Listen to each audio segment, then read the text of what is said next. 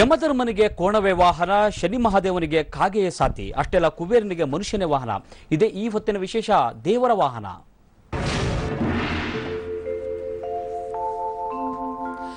ನಮ್ಮ ಸಂಸ್ಕೃತಿ ಪರಂಪರೆಯನ್ನು ಗಮನಿಸ್ತಾ ಹೋದರೆ ಅನೇಕ ದೇವರುಗಳನ್ನು ನಾವು ನೋಡ್ತೀವಿ. ದೇವರುಗಳು ಮಾತ್ರ ಅಲ್ಲ, ದೇವರುಗಳ ಜೊತೆಯಲ್ಲಿ ದೇವರುಗಳು ಹಿಡಿದುಕೊಂಡಿರತಕ್ಕಂಥ ಆಯುಧ, ಮತ್ತೆ ಒಂದೊಂದು ದೇವರು ಒಂದೊಂದು ಬಣ್ಣದ ಬಟ್ಟೆಯನ್ನು ಕೂಡ ಧರಿಸಿರ್ತಾರೆ. ಅಷ್ಟೆಲ್ಲ ಈ ಎಲ್ಲ ದೇವರುಗಳ ಜೊತೆಗೆ ಮತ್ತೊಂದು ನಾವೆಂದಿಗೂ ಕೂಡ ಸಪ್ರೇಟ್ ಮಾಡಲಿಕ್ಕೆ ಆಗದೇ ಇರತಕ್ಕಂಥ ಫೀಚರ್ ಅಂದರೆ ಆ ದೇವರುಗಳ ಜೊತೆಗೆ ಇರತಕ್ಕಂಥ ಒಂದೊಂದು ವಾಹನ. ಮತ್ತೊಂದು ವಿಶೇಷ ಅಂತಂದರೆ ಈ ಎಲ್ಲ ದೇವರುಗಳ ವಾಹನಗಳು ಕೂಡ ಅವು ಎಲ್ಲ ಒಂದು ಪ್ರಾಣಿ ಅಥವಾ ಪಕ್ಷಿಗಳ ರೂಪದಲ್ಲಿ ಅಥವಾ ಮನುಷ್ಯ ಮತ್ತು ಪ್ರಾಣಿಗಳ ಸಮ್ಮಿಲನವಾಗಿ ಇರೋದನ್ನು ನಾವು ಕಾಣ್ತಾ ಇರ್ತೀವಿ. ಆದರೆ ನಮ್ಗೆ ಯಾರಿಗೂ ಕೂಡ ಈ ಪ್ರಾಣಿ ಪಕ್ಷಿಗಳು ಯಾಕೆ ದೇವರಿಗೆ ವಾಹನ ಆಗಿದೆ, ಉದಾಹರಣೆ ಹೇಳಬೇಕಂದ್ರೆ ಯಮ ಯಾಕೆ ಕೋಣದ ಮೇಲೇನೆ ಬರ್ತಾನೆ, ಶನಿ ಮಹಾದೇವ ಯಾಕೆ ಕಾಗೆಯನ್ನು ತನ್ನ ವಾಹನವಾಗಿ ಆಯ್ಕೆ ಮಾಡ್ಕೊಂಡಿದ್ದಾನೆ, ಇದಕ್ಕೂ ನಮ್ಮ ಜೀವನಕ್ಕೂ ಏನಾದರೂ ಸಂಬಂಧ ಇದೆಯಾ? ಈ ಪ್ರಾಣಿ ಪಕ್ಷಿಗಳು ದೇವರಿಗೆ ವಾಹನ ಆಗಿರೋದಕ್ಕೂ ಆ ದೇವರುಗಳು ಮಾಡ್ತಕ್ಕಂಥ ಕೆಲಸ ಅವುಗಳ ಕ್ಯಾರೆಕ್ಟರಿಸ್ಟಿಕ್ಸ್ಗೂ ಏನಾದರೂ ಸಂಬಂಧ ಇದೆ ಅಂತ ಅನೇಕ ಅನುಮಾನಗಳು ನಮ್ಮೆಲ್ಲರೂ ಕೂಡ ಕಾಡುತ್ತೆ. ಆದರೆ ಅದಕ್ಕೆ ಉತ್ತರ ಇಲ್ಲ. ಬನ್ನಿ ಅದಕ್ಕೆ ಉತ್ತರ ಕಂಡು ಹಿಡಿತಕ್ಕಂಥ ಪ್ರಯತ್ನವನ್ನ ಈ ಕಾರ್ಯಕ್ರಮದಲ್ಲಿ ನಾವು ಮಾಡ್ತಾ ಇದ್ವಿ. ಮೊದಲನೇದಾಗಿ ಈ ಬಗ್ಗೆ ಮಾತಾಡಲಿಕ್ಕೆ ನಮ್ಮ ಜೊತೆಗೆ ಇವತ್ತು ವಿದ್ವಾನ್ ಗೋಪಾಲಕೃಷ್ಣ ಶರ್ಮಾ ಅವರಿದ್ದಾರೆ. ಇವರು ವೇದಗಳ ಬಗ್ಗೆ ವಿಶೇಷವಾಗಿ ಅಧ್ಯಯನವನ್ನು ಕೂಡ ಮಾಡಿದ್ದಾರೆ. ಗೋಪಾಲಕೃಷ್ಣ ಶರ್ಮಾ ಅವರು, ತಮಗೆ ಟಿವಿ ಸ್ಟುಡಿಯೋಗೆ ಸ್ವಾಗತ. ಇದರ ಜೊತೆಗೆ ಡಾಕ್ಟರ್ ವಿ.ಬಿ. ಆರ್ತಿ ಅವರು ಕೂಡ ನಮ್ಮ ಜೊತೆಗಿದ್ದಾರೆ. ಇವರು ಸಂಸ್ಕೃತ ಸಂಗೀತ ವಿದುಷಿ, ಅಷ್ಟೇ ಅಲ್ಲ ಚಿಂತಕರು ಕೂಡ ಹೌದು. ಆರ್ತಿ ಅವರೇ, ತಮಗೂ ಕೂಡ ಟಿವಿ ಸ್ಟುಡಿಯೋಗೆ ಸ್ವಾಗತ. ಹಾಗೆ ಪ್ರಥಮ ಮಹಿಳಾ ಪುರೋಹಿತೆ ಅಂತಕ್ಕಂಥ ಖ್ಯಾತಿಯನ್ನು ಹೊಂದಿರತಕ್ಕಂತಹ ಮತ್ತು ಆಧ್ಯಾತ್ಮ ಚಿಂತಕರಾದಂತಹ ವೇದೋಪಾಸಕ್ಕೆ ಭ್ರಮರಾಂಬ ಮಹೇಶ್ವರಿ ಅವರು ಕೂಡ ನಮ್ಮ ಜೊತೆ ಇದ್ದಾರೆ. ಭ್ರಮರಾಂಬ ಅವರೇ, ತಮ್ಮ ಕೂಡ ಟಿವಿ ಸ್ಟುಡಿಯೋಗೆ ಸ್ವಾಗತ. ಹಾಗೆ ಮುಂದಿನ ಕ್ಷಣಗಳಲ್ಲಿ ನಮ್ಮ ಜೊತೆಗೆ ಶ್ರೀ ಮಂಜುನಾಥೇಶ್ವರ ಸ್ವಾಮಿ ದೇವಸ್ಥಾನದ ಪ್ರಧಾನ ಅರ್ಚಕರಾದಂತಹ ರಾಮಚಂದ್ರ ಜೋಯಿಸ್ ಅವರು ಕೂಡ ನಮ್ಮ ಜೊತೆ ಜಾನ್ ಆಗ್ತಾರೆ. ಅವ್ರ ಜೊತೆಗೂ ಕೂಡ ನಾವು ಚರ್ಚೆಯನ್ನು ಮಾಡೋಣ. ಆದರೆ ಮೊದಲಿಗೆ ನಾವು ಈ ಒಂದು ದೇವರುಗಳು ಮತ್ತು ದೇವರುಗಳ ವಾಹನದ ಬಗ್ಗೆ ಚರ್ಚೆಯನ್ನು ಮಾಡೋದಾದ್ರೆ ನಮ್ಮ ಕಣ್ಣಿಗೆ ಮೊದಲು ಕಟ್ಟೋದು ಅಂದರೆ ಸಾವಿನ ಭಯ. ಸಾವು ಅಂತ ತಕ್ಷಣ ನಮಗೆ ಯಮನ ಒಂದು ಚಿತ್ರ ಕಣ್ಣಿಗೆ ಕಂಡು ಬರುತ್ತೆ. ಅದರಲ್ಲೂ ಯಮ ಏಕಾಂಗಿಯಾಗಿ ಕಣ್ಣಿಗೆ ಕಂಡು ಬರೋದಿಲ್ಲ, ಯಮನ ಜೊತೆಗೆ ಆತನ ಕೋಣ ಕೂಡ ಕಂಡು ಬರುತ್ತೆ. ಬನ್ನಿ ಇದಕ್ಕೆ ಸಂಬಂಧಪಟ್ಟಂತಹ ಚಿತ್ರವನ್ನು, ಅಂದರೆ ಯಾವ ರೀತಿ ಯಮ ಬರ್ತಾನೆ ಅದನ್ನು ನೋಡೋಣ. ಸೊ ಯಮನಿಗೆ ನಾವು ನೋಡೋದಾದ್ರೆ ಯಮ ದೇವರಿಗೆ ಕೋಣವೇ ವಾಹನ ನಾವು ನೋಡ್ಬೋದು. ಯಾವುದೇ ಒಂದು ಸಂದರ್ಭದಲ್ಲಿ ಸಾವಿನ ಸಂಕೇತವಾಗಿ ಯಮ ಬರ್ತಾನೆ. ಅಷ್ಟೇ ಅಲ್ಲ, ಯಮ ಏನು ವೇದಗಳ ಕಾಲದಿಂದಲೂ ಕೂಡ ಯಮನ ಬಗ್ಗೆ ಸಾಕಷ್ಟು ಉಲ್ಲೇಖ ಇದೆ. ಯಮ ನರಕದ ಒಂದು ದೊರೆ, ನರಕ ಈ ಯಮನ ಒಂದು ಸುಪರ್ದಿಯಲ್ಲಿರುತ್ತೆ. ಯಾರು ತಪ್ಪುಗಳನ್ನು ಮಾಡ್ತಾರೆ, ಯಾರು ಕೆಟ್ಟ ಕೆಲಸಗಳನ್ನು ಮಾಡ್ತಾರೆ, ಅವರಿಗೆ ನರಕಕ್ಕೆ ಹಾಕಲಾಗತ್ತೆ. ಅಲ್ಲಿ ಯಮ ಅವರವರ ಪಾಪಗಳನ್ನು ಆಧರಿಸಿ ಶಿಕ್ಷೆಯನ್ನು ಕೊಡ್ತಾನೆ ಅಂತಕ್ಕಂಥ ಒಂದು ನಂಬಿಕೆ ಇದೆ. ಅದರಲ್ಲೂ ವಿಶೇಷವಾಗಿ ಯಮ ಕೊಬ್ಬಿದ ಕೋಣದ ಮೇಲೆ ಬರ್ತಾನೆ. ಕಪ್ಪಗೆ ಮಿರಿಮಿರಿ ಮಿಂಚ್ತಾ ಇರ್ತಕ್ಕಂತಹ ಕೋಣದ ಮೇಲೆ ಯಮ ಬರ್ತಾನೆ. ಆದರೆ ಈ ಯಮ ಯಾಕೆ ಕೋಣವನ್ನ ತನ್ನ ವಾಹನವನ್ನಾಗಿ ಮಾಡ್ಕೊಂಡಿದ್ದಾನೆ, ಈ ಬಗ್ಗೆ ನಮ್ಗೆ ಯಾರಿಗೂ ಕೂಡ ಗೊತ್ತಿಲ್ಲ. ಬನ್ನಿ ಇದರ ಬಗ್ಗೆ ನಮ್ಮ ಅತಿಥಿಗಳೇನು ಹೇಳ್ತಾರೆ ಕೇಳೋಣ. ಸೊ ಗೋಪಾಲಕೃಷ್ಣ ಶರ್ಮಾ ಅವರೇ, ಮೊದಲನೇದಾಗಿ ಯಮನ ಬಗ್ಗೆ ನಾವು ಮಾತಾಡೋದಾದ್ರೆ ಯಮ ಯಾವಾಗಲೂ ಕೋಣದ ಜೊತೆಲೇ ಇರ್ತಾನೆ, ಕೋಣದ ಮೇಲೆ ಕುಳಿತಿರ್ತಾನೆ. ಯಾಕೆ ಕೋಣ ಯಮನ ವಾಹನ ಆಗಿದೆ ಅಂತ ಹೇಳ್ಬೋದಾ? ಓಂ ಗಣಾನಾನ್ತ್ವಾ ಗಣಪತಿಗೋ ಹವಾಮಹೇ ಕವಿಂ ಕವೀನಾಮುಪವಶ್ರವಸ್ತವಂ ಜ್ಯೇಷ್ಠರಾಜಂ ಬ್ರಹ್ಮಣಸ್ಪತ ಆನಶೃಣ್ವನ್ನೋತಿಭಿಃ ಸೀದಸಾದನಂ. ಯಮ ಹೇಳುವಂತಹ ಶಬ್ದವೇ ಭಯಂಕರವಾದದ್ದು. ಯಮಾಯ ಧರ್ಮರಾಜಾಯ ಮೃತ್ಯವೇ ಚಾಂತಕಾಯ ಚ ವೈವಸ್ವತಾಯ ಕಾಲಾಯ ಸರ್ವಭೂತ ಕ್ಷಯಾಯ ಚ. ಸಕಲ ದುಷ್ಟಗಳನ್ನು ಅರಿಷ್ಟಗಳನ್ನು ಹೋಗಲಾಡಿಸಲಿಕ್ಕೆ ಯಾವ ರೀತಿಯಲ್ಲಿ ದೇವತಾ ಸ್ವರೂಪ ಇರ್ತದೆಯೋ ಅದೇ ರೀತಿಯಲ್ಲಿ ಅದರ ಚೇಷ್ಟೆಯನ್ನು ಲೋಕದಲ್ಲಿ ಸೃಷ್ಟಿ ಮಾಡಿ ಜನರಿಗೆ ಭಯವನ್ನು ಹುಟ್ಟಿಸಿ ತನ್ನ ಜೊತೆಯಲ್ಲಿ ಕರೆದುಕೊಂಡು ಹೋಗಲಿಕ್ಕಾಗಿ ಇರುವಂಥದ್ದು ಯಮ ಅಥವಾ ಯಮನ ಸ್ವರೂಪ ಅಂತ. ಆ ಯಮನ ಸ್ವರೂಪವೇ ಭಯಂಕರವಾಗಿರ್ತದೆ. ಅದರ ಜೊತೆಯಲ್ಲಿ ಅವ ಭಯಂಕರವಾದಂತಹ ಒಂದು ಕೋಣದ ಮೇಲೆ ಬರ್ತಾನೆ ಅಂತ. ಯಾಕೆಂದರೆ ಕೋಣವನ್ನು ನಾವು ಸ್ವಪ್ನದಲ್ಲಿ ಕಂಡರೂ ಸಹಿತವಾಗಿ ಭಯ ಪಡ್ತೇವೆ. ನಮಗೇನೋ ಒಂದು ಕುಟುಂಬಕ್ಕೆ ಮೃತ್ಯು ಬರ್ತದೆ ಅಥವಾ ನಮಗೆ ಒಂದು ಮೃತ್ಯುವಿನ ದಾರಿ ಕಾಣಿಸ್ತಾ ಇದೆ ಹೇಳುವಂಥದ್ದನ್ನು ತೋರಿಸಿಕೊಡ್ತದೆ. ಆದ್ದರಿಂದ ಈ ಕೋಣ ಹೇಳುವಂಥದ್ದು, ಮಹಿಷ ಹೇಳುವಂಥದ್ದು ಯಮನ ವಾಹನವಾಗಿದೆ. ಇದು ಭಯಂಕರ ಸ್ವರೂಪವಾಗಿ ಯಮನನ್ನು ಹೊತ್ತುಕೊಂಡು ಬರೋದ್ರಿಂದ ಜನರಿಗೆ ಭಯವನ್ನು ಹುಟ್ಟಿಸ್ತದೆ. ಸೊ ತಾವು ಹೇಳ್ತೀರಾ ಆರತಿ ಅವರೇ? ಯಮ ಅನ್ನೋ ಶಬ್ದದ ಅರ್ಥ ಕಂಟ್ರೋಲ್ ಮಾಡೋನು ಅಂತ. ಯಮ ಅಂದ್ರೆ ಸಂಯಮ ಮಾಡೋನು, ಹಿಡಿಯೋನು ಅಂತ. ಮೃತ್ಯುವಿನ ಪಾಶದಿಂದ ಯಾರು ತಪ್ಪಿಸ್ಕೊಳಕ್ಕಾಗೋದಿಲ್ಲ, ಇನ್ನೇನಾದ್ರು ನಾವು ತಪ್ಪಿಸ್ಕೋಬಹುದು. ಯಮ ಯಾರನ್ನ ಹಿಡಿತಾನೆ, ಯಾರನ್ನ ಮರ್ದನ ಮಾಡ್ತಾನೆ ಅಂತಂದ್ರೆ ಜೀವವನ್ನ. ಜೀವ ಅಂತಂದ್ರೆ ಜೀವತ್ವದ ಒಂದು ಭ್ರಮೆ ಇರುವಂಥವನ ಅಷ್ಟೇ. ವೇದಾಂತದ ಪ್ರಕಾರ ಅಮರತ್ವದ ಕಲ್ಪನೆ ಒಂದಿದೆ. ಅಮರತ್ವ ಅಂತಂದ್ರೆ ಶರೀರ ಬಿದ್ದೇ ಹೋಗುತ್ತೆ ಒಂದಿನ, ಏನು ಮಾಡೋಕ್ಕಾಗಲ್ಲ. ಶರೀರದ ಮರಣ ಸಹಜ, ಅದು ಭಯ, ನಾವು ಸುಮ್ಮನೆ ಭಯ ಪಡ್ತೀವಿ ಅಜ್ಞಾನದ ವಶದಿಂದ. ಆದ್ರೆ ಅಜ್ಞಾನ ಅಂತ ಅನ್ನೋದು ನಮ್ಮನ್ನ ನಮ್ಮ ಆತ್ಮ ಸ್ವರೂಪವನ್ನು ಮರೆಸುವಂತೆ ಮಾಡುತ್ತೆ. ಅದನ್ನ ತಾಮಸಿಕ ಅಂತ ಹೇಳ್ತೀವಿ. ಈ ತಮಸ್ಸನ್ನ ಆ ಕೋಣ ಪ್ರತಿನಿಧಿಸುತ್ತೆ. ಕೋಣದಲ್ಲಿ ಶಕ್ತಿಯೂ ಇದೆ, ಆದ್ರೆ ಒಂದು ಇನರ್ಟ್ನೆಸ್, ತಾಮಸಿಕತೆನೂ ಇದೆ. ಸೊ ತಾಮಸಿಕತೆ ತುಂಬಾ ಶಕ್ತವಾದಾಗ ನಮ್ಮ ಆತ್ಮ ಸ್ವರೂಪವನ್ನ ಮರೆಸಿ ನಮ್ಮನ್ನ ಮೃತ್ಯುವಿಗೆ, ಅಂದ್ರೆ ಜನ್ಮ ಮರಣಗಳ ಚಕ್ರಕ್ಕೆ, ದುಃಖಗಳಿಗೆ, ಬಾಧೆಗಳಿಗೆ ಒಳಪಡಿಸುತ್ತೆ. ಹಾಗಾಗಿ ಅದನ್ನ ಮೀರಿ ನಿಂತವನು ಯಮ. ಯಾರು ಕೋಣವನ್ನ ಏರಬಲ್ಲನೋ, ಅದಕ್ಕೆ ಅಧಿಪತಿ ಆಗಬಲ್ಲವನು ಅಂತಂದ್ರೆ ಈ ತಾಮಸಿಕ ಶಕ್ತಿಯನ್ನು ರೋಡಲ್ಲಿ ಯಾವ್ದೋ ಕೋಣ ಹೋಗ್ತಾರೆ, ನಾವ್ ಕುಳಿತರೆ ಇಲ್ಲ ನೋಡಿ, ಇದು ಒಂದ್ ತಿಳ್ಕೋಬೇಕು, ಇದೆಲ್ಲ ಕೂಡ ಸಿಂಬಾಲಿಕಲ್. ಈಗ ದೇವತಾ ಮಂತ್ರ ಶರೀರ ಹಿವೈದೇವಾಹ ಅಂತ ಇದೆ, ಪರೋಕ್ಷ ಪ್ರಿಯ ಹವೈದೇವಾಹ ಅಂದ್ರೆ ದೇವತೆಗಳು ಅಂತಂದ್ರೆ ನಾವು ಟಿಎಲ್ ಸಿನಿಮಾ ನೋಡೋ ಹಾಗೆ ಯಾವ್ದೋ ಒಂದು ಕಿರೀಟ ಹಾಕೊಂಡು ಮುಂದೆ ಬರೋರು ಅಂತಲ್ಲ, ಅದು ನಮಗ್ ಬೇಕು ನಮ್ಮ ಕಲ್ಪನೆ ಉಪಾಸನೆಗೆ. ಆದ್ರೆ ದೇವತೆಗಳು ಅಂದ್ರೆ ಮಂತ್ರ ಶರೀರಿಗಳು ಮತ್ತು ಅವರ ಶಕ್ತಿ ಸ್ವರೂಪಗಳು. ಆ ಶಕ್ತಿಯನ್ನ ಸಂಕೇತಿಸುವಂಥದ್ದು ಅವರ ರೂಪ ಮತ್ತು ಅವರ ವಾಹನಗಳು ಅವರ ಮಾಧ್ಯಮವನ್ನ ತೋರಿಸುತ್ತೆ. ಯಾವ ಮಾಧ್ಯಮದಲ್ಲಿ ಅಥವಾ ಅವರ ಯಾವ ಶಕ್ತಿಯನ್ನ ದಮನ ಮಾಡ್ತಿದ್ದಾರೆ, ಯಾವ ಶಕ್ತಿಯನ್ನು ಬಳಸ್ತಾ ಇದ್ದಾರೆ. ನಾನು ಯಾವಾಗಲೂ ಹೇಳ್ತಿರ್ತೇನೆ, Hinduism is equal to symbolism ಅಂತ. ನಮ್ಮ ಧರ್ಮದಲ್ಲಿ ಬರೋದೆಲ್ಲವೂ ಸಿಂಬಾಲಿಕಲ್. ಅದಕ್ಕೆ ಮನನಾತ್ರಾಯತೆ ಇತಿ ಮಂತ್ರ ಅಂತ, ಜಪಾತ್ರಾಯತೆ ಅಂತ ಹೇಳಿಲ್ಲ, ಬಾಯಲ್ಲಿ ಸೀಕ್ರೆಟ್ ಕೋಡ್ ಇದ್ದಂಗೆ ಬಿಡಿಸ್ಕೊಳ್ತಾ. ಇವಾಗ ಕೋಣವನ್ನ ನೋಡ್ತೀವಿ, ಅದು ಏನನ್ನ ಯಮನ ಸೀಕ್ರೆಟ್ ಆಗತ್ತೆ. ಧ್ಯಾನ ಇಂತಹ ಸುಂದರ ರೂಪವನ್ನು ನಮ್ಮ ಋಷಿಗಳು ಪರಂಪರೆಯವರು ಕೊಟ್ಟಿದ್ದಾರೆ. ಸುಂದರ ರೂಪ ಅಂತ ನೀವು ಹೇಳ್ತಿರೋದು ಸುಂದರವೇ, ಅಧ್ಯಾತ್ಮ ದೃಷ್ಟಿಯಿಂದ, ತಾತ್ವಿಕ ದೃಷ್ಟಿಯಿಂದ ಅದು ಸುಂದರವೇ. ನಮ್ಮ ಮಾನುಷ ಸ್ವಭಾವಕ್ಕೆ ಅದು ಶ್ರೇಷ್ಠ, ಇದು ನಿಕೃಷ್ಟ. ಹಂಸ ಶ್ರೇಷ್ಠ, ಕೋಣ ನಿಕೃಷ್ಟ ಅಂತೀವಿ. ಈಶ್ವರ ಸರ್ವಭೂತಾನಾಂ ಹೃದಯೇಶೇಜನ ತಿಷ್ಠತಿ, ಎಲ್ಲವೂ ಬ್ರಹ್ಮಮಯ, ಆದ್ರಿಂದ ಎಲ್ಲವೂ ಸುಂದರವೇ. ಓಕೆ, ಬ್ರಹ್ಮರಂಭರು ತಾವು ಏನೋ ಪ್ರಥಮ ಮಹಿಳಾ ಪುರೋಹಿತರಾಗಿ ಕೂಡ ಈಗಾಗಲೇ ಸಾಕಷ್ಟು ಖ್ಯಾತಿಯನ್ನು ಪಡೆದಿದ್ದಾರೆ. ಈಗ ತಮ್ಮ ಪ್ರಕಾರ ಈ ಕೋಣ ಯಮನ ಮೇಲೆ, ಯಮ ಯಾಕೆ ಕೋಣದ ಮೇಲೆ ಬರ್ತಾನೆ, ಕೋಣ ಏನನ್ನ ಸಂಕೇತ ಮಾಡುತ್ತೆ ಅಂತ ಹೇಳಿ? ಆರ್ತಿ ಅವ್ರು ಹೇಳಿದಾಗ ಅದು ತಾಮಸಿಕ ಒಂದು ತತ್ವವನ್ನ ತೋರಿಸುತ್ತೆ. ಅದು ಏನೇ ಆಗ್ಲಿ, ಯಾರೇ ಆಗ್ಲಿ, 3 ಕಾಲಗಳನ್ನು ಮೀರಿ ಮನುಷ್ಯ ಯಾವಾಗ ನಡ್ಕೊಂಡು ಹೋಗ್ಲಿಕ್ಕೆ ಪ್ರಾರಂಭ ಮಾಡ್ತಾನೆ, ಅಳುಕದೆ ಮುಂದೆ ಸಾಗುತ್ತೆ ಅಂತ ಹೇಳ್ತಾರೆ. ಹಾಗೆ ಸಾವು ಯಾರನ್ನೂ ಕೂಡ ಬಿಟ್ಟದ್ದಲ್ಲ.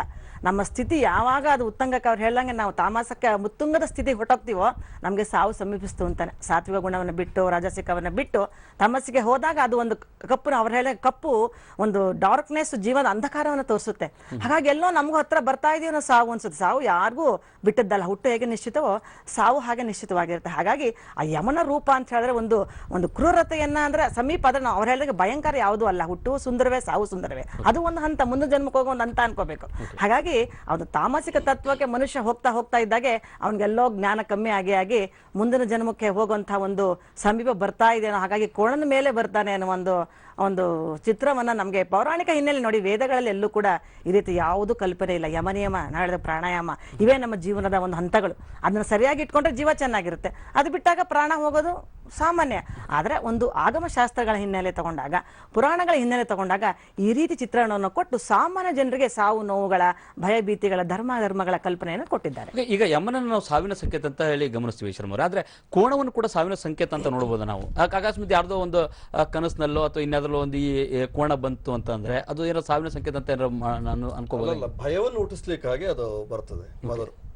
ಈ ಯಮ ಬರುವುದಕ್ಕಿಂತ ಪೂರ್ವದಲ್ಲೇ ಆ ಕೋಣದ ಸೂಚನೆ ಆಗ್ತದೆ, ಆ ಕೋಣದ ಆಕಾರ ಕಾಣಿಸ್ತದೆ. ಆನಂತರದಲ್ಲಿ ಯಮದೂತರು ಬರ್ತಾರೆ ಅಂತ, ಪಾಶವನ್ನು ಬೀಸ್ತಾರೆ ಅಂತ. ಆನಂತರದಲ್ಲಿ ಯಮನೇ ಕಣ್ಣಿಗೆ ಕಾಣ್ತಾನೆ. ಆನಂತರ ಇವನ ಜೀವ ಪರಮಾತ್ಮನಲ್ಲಿದೇನವೋ ಅಥವಾ ಮತ್ತೊಂದು ಶರೀರಕ್ಕೆ ಪ್ರವೇಶವೋ ಅಥವಾ ಪ್ರೇತಾತ್ಮವೋ ಯಾವ ರೀತಿಯಾಗಿ ಅಂತ ಹೋಗ್ತದೆ. ಸೊ ಬನ್ನಿ, ಹಾಗಾದ್ರೆ ಒಟ್ಟಾರೆ ಯಮ ಯಾಕೆ ಕೋಣದ ಮೇಲೆ ಬರ್ತಾನೆ ಅನ್ನೋದ್ರ ಬಗ್ಗೆ ನಮ್ಮ ಅತಿಥಿಗಳು ತಮ್ಮದೇ ಆದಂಥ ವಿಶ್ಲೇಷಣೆಯನ್ನು ಕೊಟ್ಟರು. ಅದರ ಜೊತೆಗೆ ನಮ್ಮೆಲ್ಲರಿಗೂ ಕೂಡ ಸಾಕಷ್ಟು ಕಾಡೋದು ಅಂದ್ರೆ ಶನಿ ಮಹಾತ್ಮ. ಬನ್ನಿ, ಶನಿ ಮಹಾತ್ಮ ಯಾಕೆ ಕಾಗೆಯ ಮೇಲೆ ಬರ್ತಾನೆ, ಈ ಬಗ್ಗೆ ಚರ್ಚೆ ಮಾಡೋಣ ಒಂದು ಸಣ್ಣ ಬ್ರೇಕ್ ನಂತರ.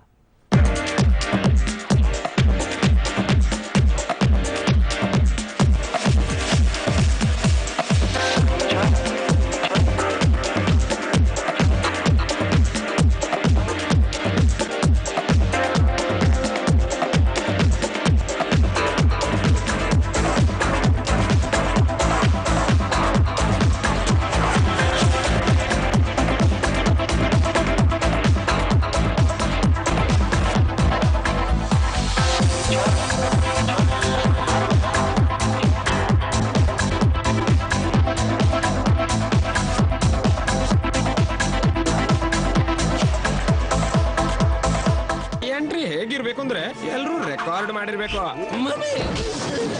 ರೆಕಾರ್ಡ್ ಹೇಗೆ? ಇದರಿಂದ ಮಾಡಿಸ್ಕೊಳ್ಳಿ. ಇದರ 32 GB ಮೆಮೊರಿಯಿಂದ ನಿಮ್ಮ ಎಂಟ್ರಿ ಅಷ್ಟೇ ಅಲ್ಲ, ವಿದಾಯದವರೆಗಿನ ವಿಡಿಯೋನು ಮಾಡಬಹುದು. 32 GB ವರೆಗಿನ ಕೆಪಾಸಿಟಿಯ ಹೊಸ ನೋಕಿಯಾ C101 ಇಂಟರ್ನೆಟ್ ನಿಂದ ವಿಡಿಯೋ ಡೌನ್ಲೋಡ್ ಮಾಡಿ ಅಥವಾ ನೀವೇ ಮಾಡಿ. ಏರ್ಟೆಲ್ ಇಂಟರ್ನೆಟ್ ನ ಸ್ಪೆಷಲ್ ಆಫರ್ ಜೊತೆಗೆ ತೋರಿಸಿ ನಿಮ್ಮ ಹೊಸ ಸ್ಟ್ಯಾಂಡರ್ಡ್. ಕಟ್ಕತ್ತೀನಿ ಅಂತ ಹೇಳುವ ಅದೆಲ್ಲ ನಾ ಹೇಳಲ್ಲಪ್ಪ.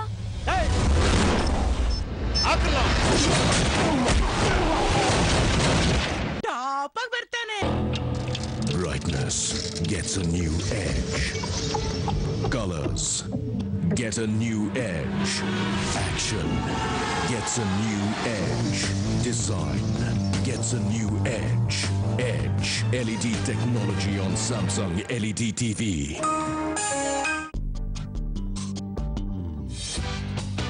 Now, everyone can bring their dream car home with the Maruti Suzuki #1 Cars #1 savings offer. Contact your nearest Maruti Suzuki dealer for details. A new era has begun that goes beyond the limitations of speed. Introducing the world's first smartphone with dual core, the LG Optimus 2X. Experience a revolution in speed with Reliance 3G. Life's good when your phone isn't just smart, it's genius.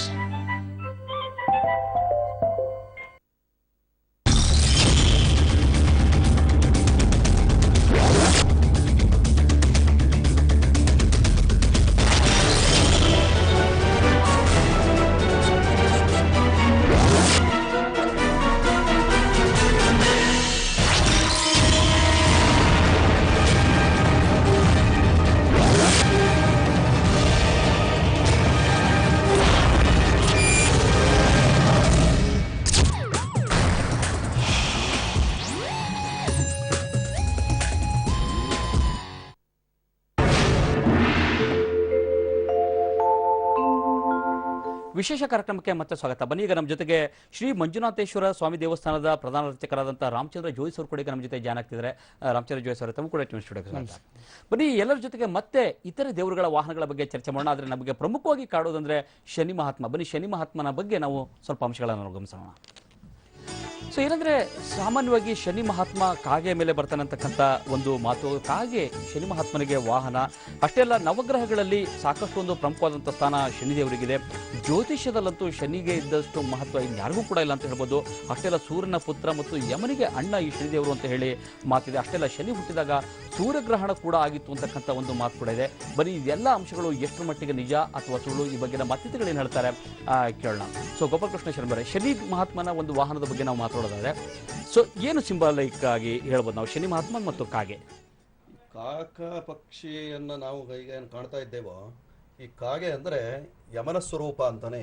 ಕಾಗೆ ಕೂಡ ಯಮನ ಸ್ವರೂಪ ಅಂತಾನೆ. ಯಾಕೆಂತಂದ್ರೆ ಈ ಪಿತ್ರಾದಿ ಕಾರ್ಯಗಳನ್ನೆಲ್ಲ ಮಾಡಿದಾಗ ಪಿಂಡಾದಿ ದಾನಗಳನ್ನ ಇವುಗಳನ್ನೆಲ್ಲ ಏನು ಮಾಡ್ತೇವೋ ಆ ಸಂದರ್ಭದಲ್ಲಿ ಕಾಗೆ ಬರದೇ ಹೋದರೆ ಅಥವಾ ಕಾಗೆ ಇದನ್ನ ಪಿಂಡವನ್ನ ಇದನ್ನು ಮುಟ್ಟದೇ ಹೋದಲ್ಲಿ ಆಗ ಯಜಮಾನಿಗೆ ಆಗುವಷ್ಟು ನೋವು ಮತ್ತೆ ಯಾರಿಗೂ ಇಲ್ಲ, ಅಥವಾ ಕುಟುಂಬದವರು ಬಹಳಷ್ಟು ನೋವನ್ನು ಪಡ್ತಾರೆ. ಅಂದರೆ ಸಾಕ್ಷಾತ್ ಅದು ಏನಾದರೂ ಪಿತೃದೇವತೆಗಳಿಗೆ ಏನು ಇದ್ದಾರೋ ಅವರಿಗೆಲ್ಲವನ್ನೂ ಈ ಕಾಗೆಯ ರೂಪದಲ್ಲಿ ಬಂದು ಅದಕ್ಕೆ ಆಹಾರವನ್ನು ಒಯ್ದು ಕೊಡ್ತಾನೆ ಹೇಳುವಂಥದ್ದು ಒಂದು ಪ್ರತೀತಿ.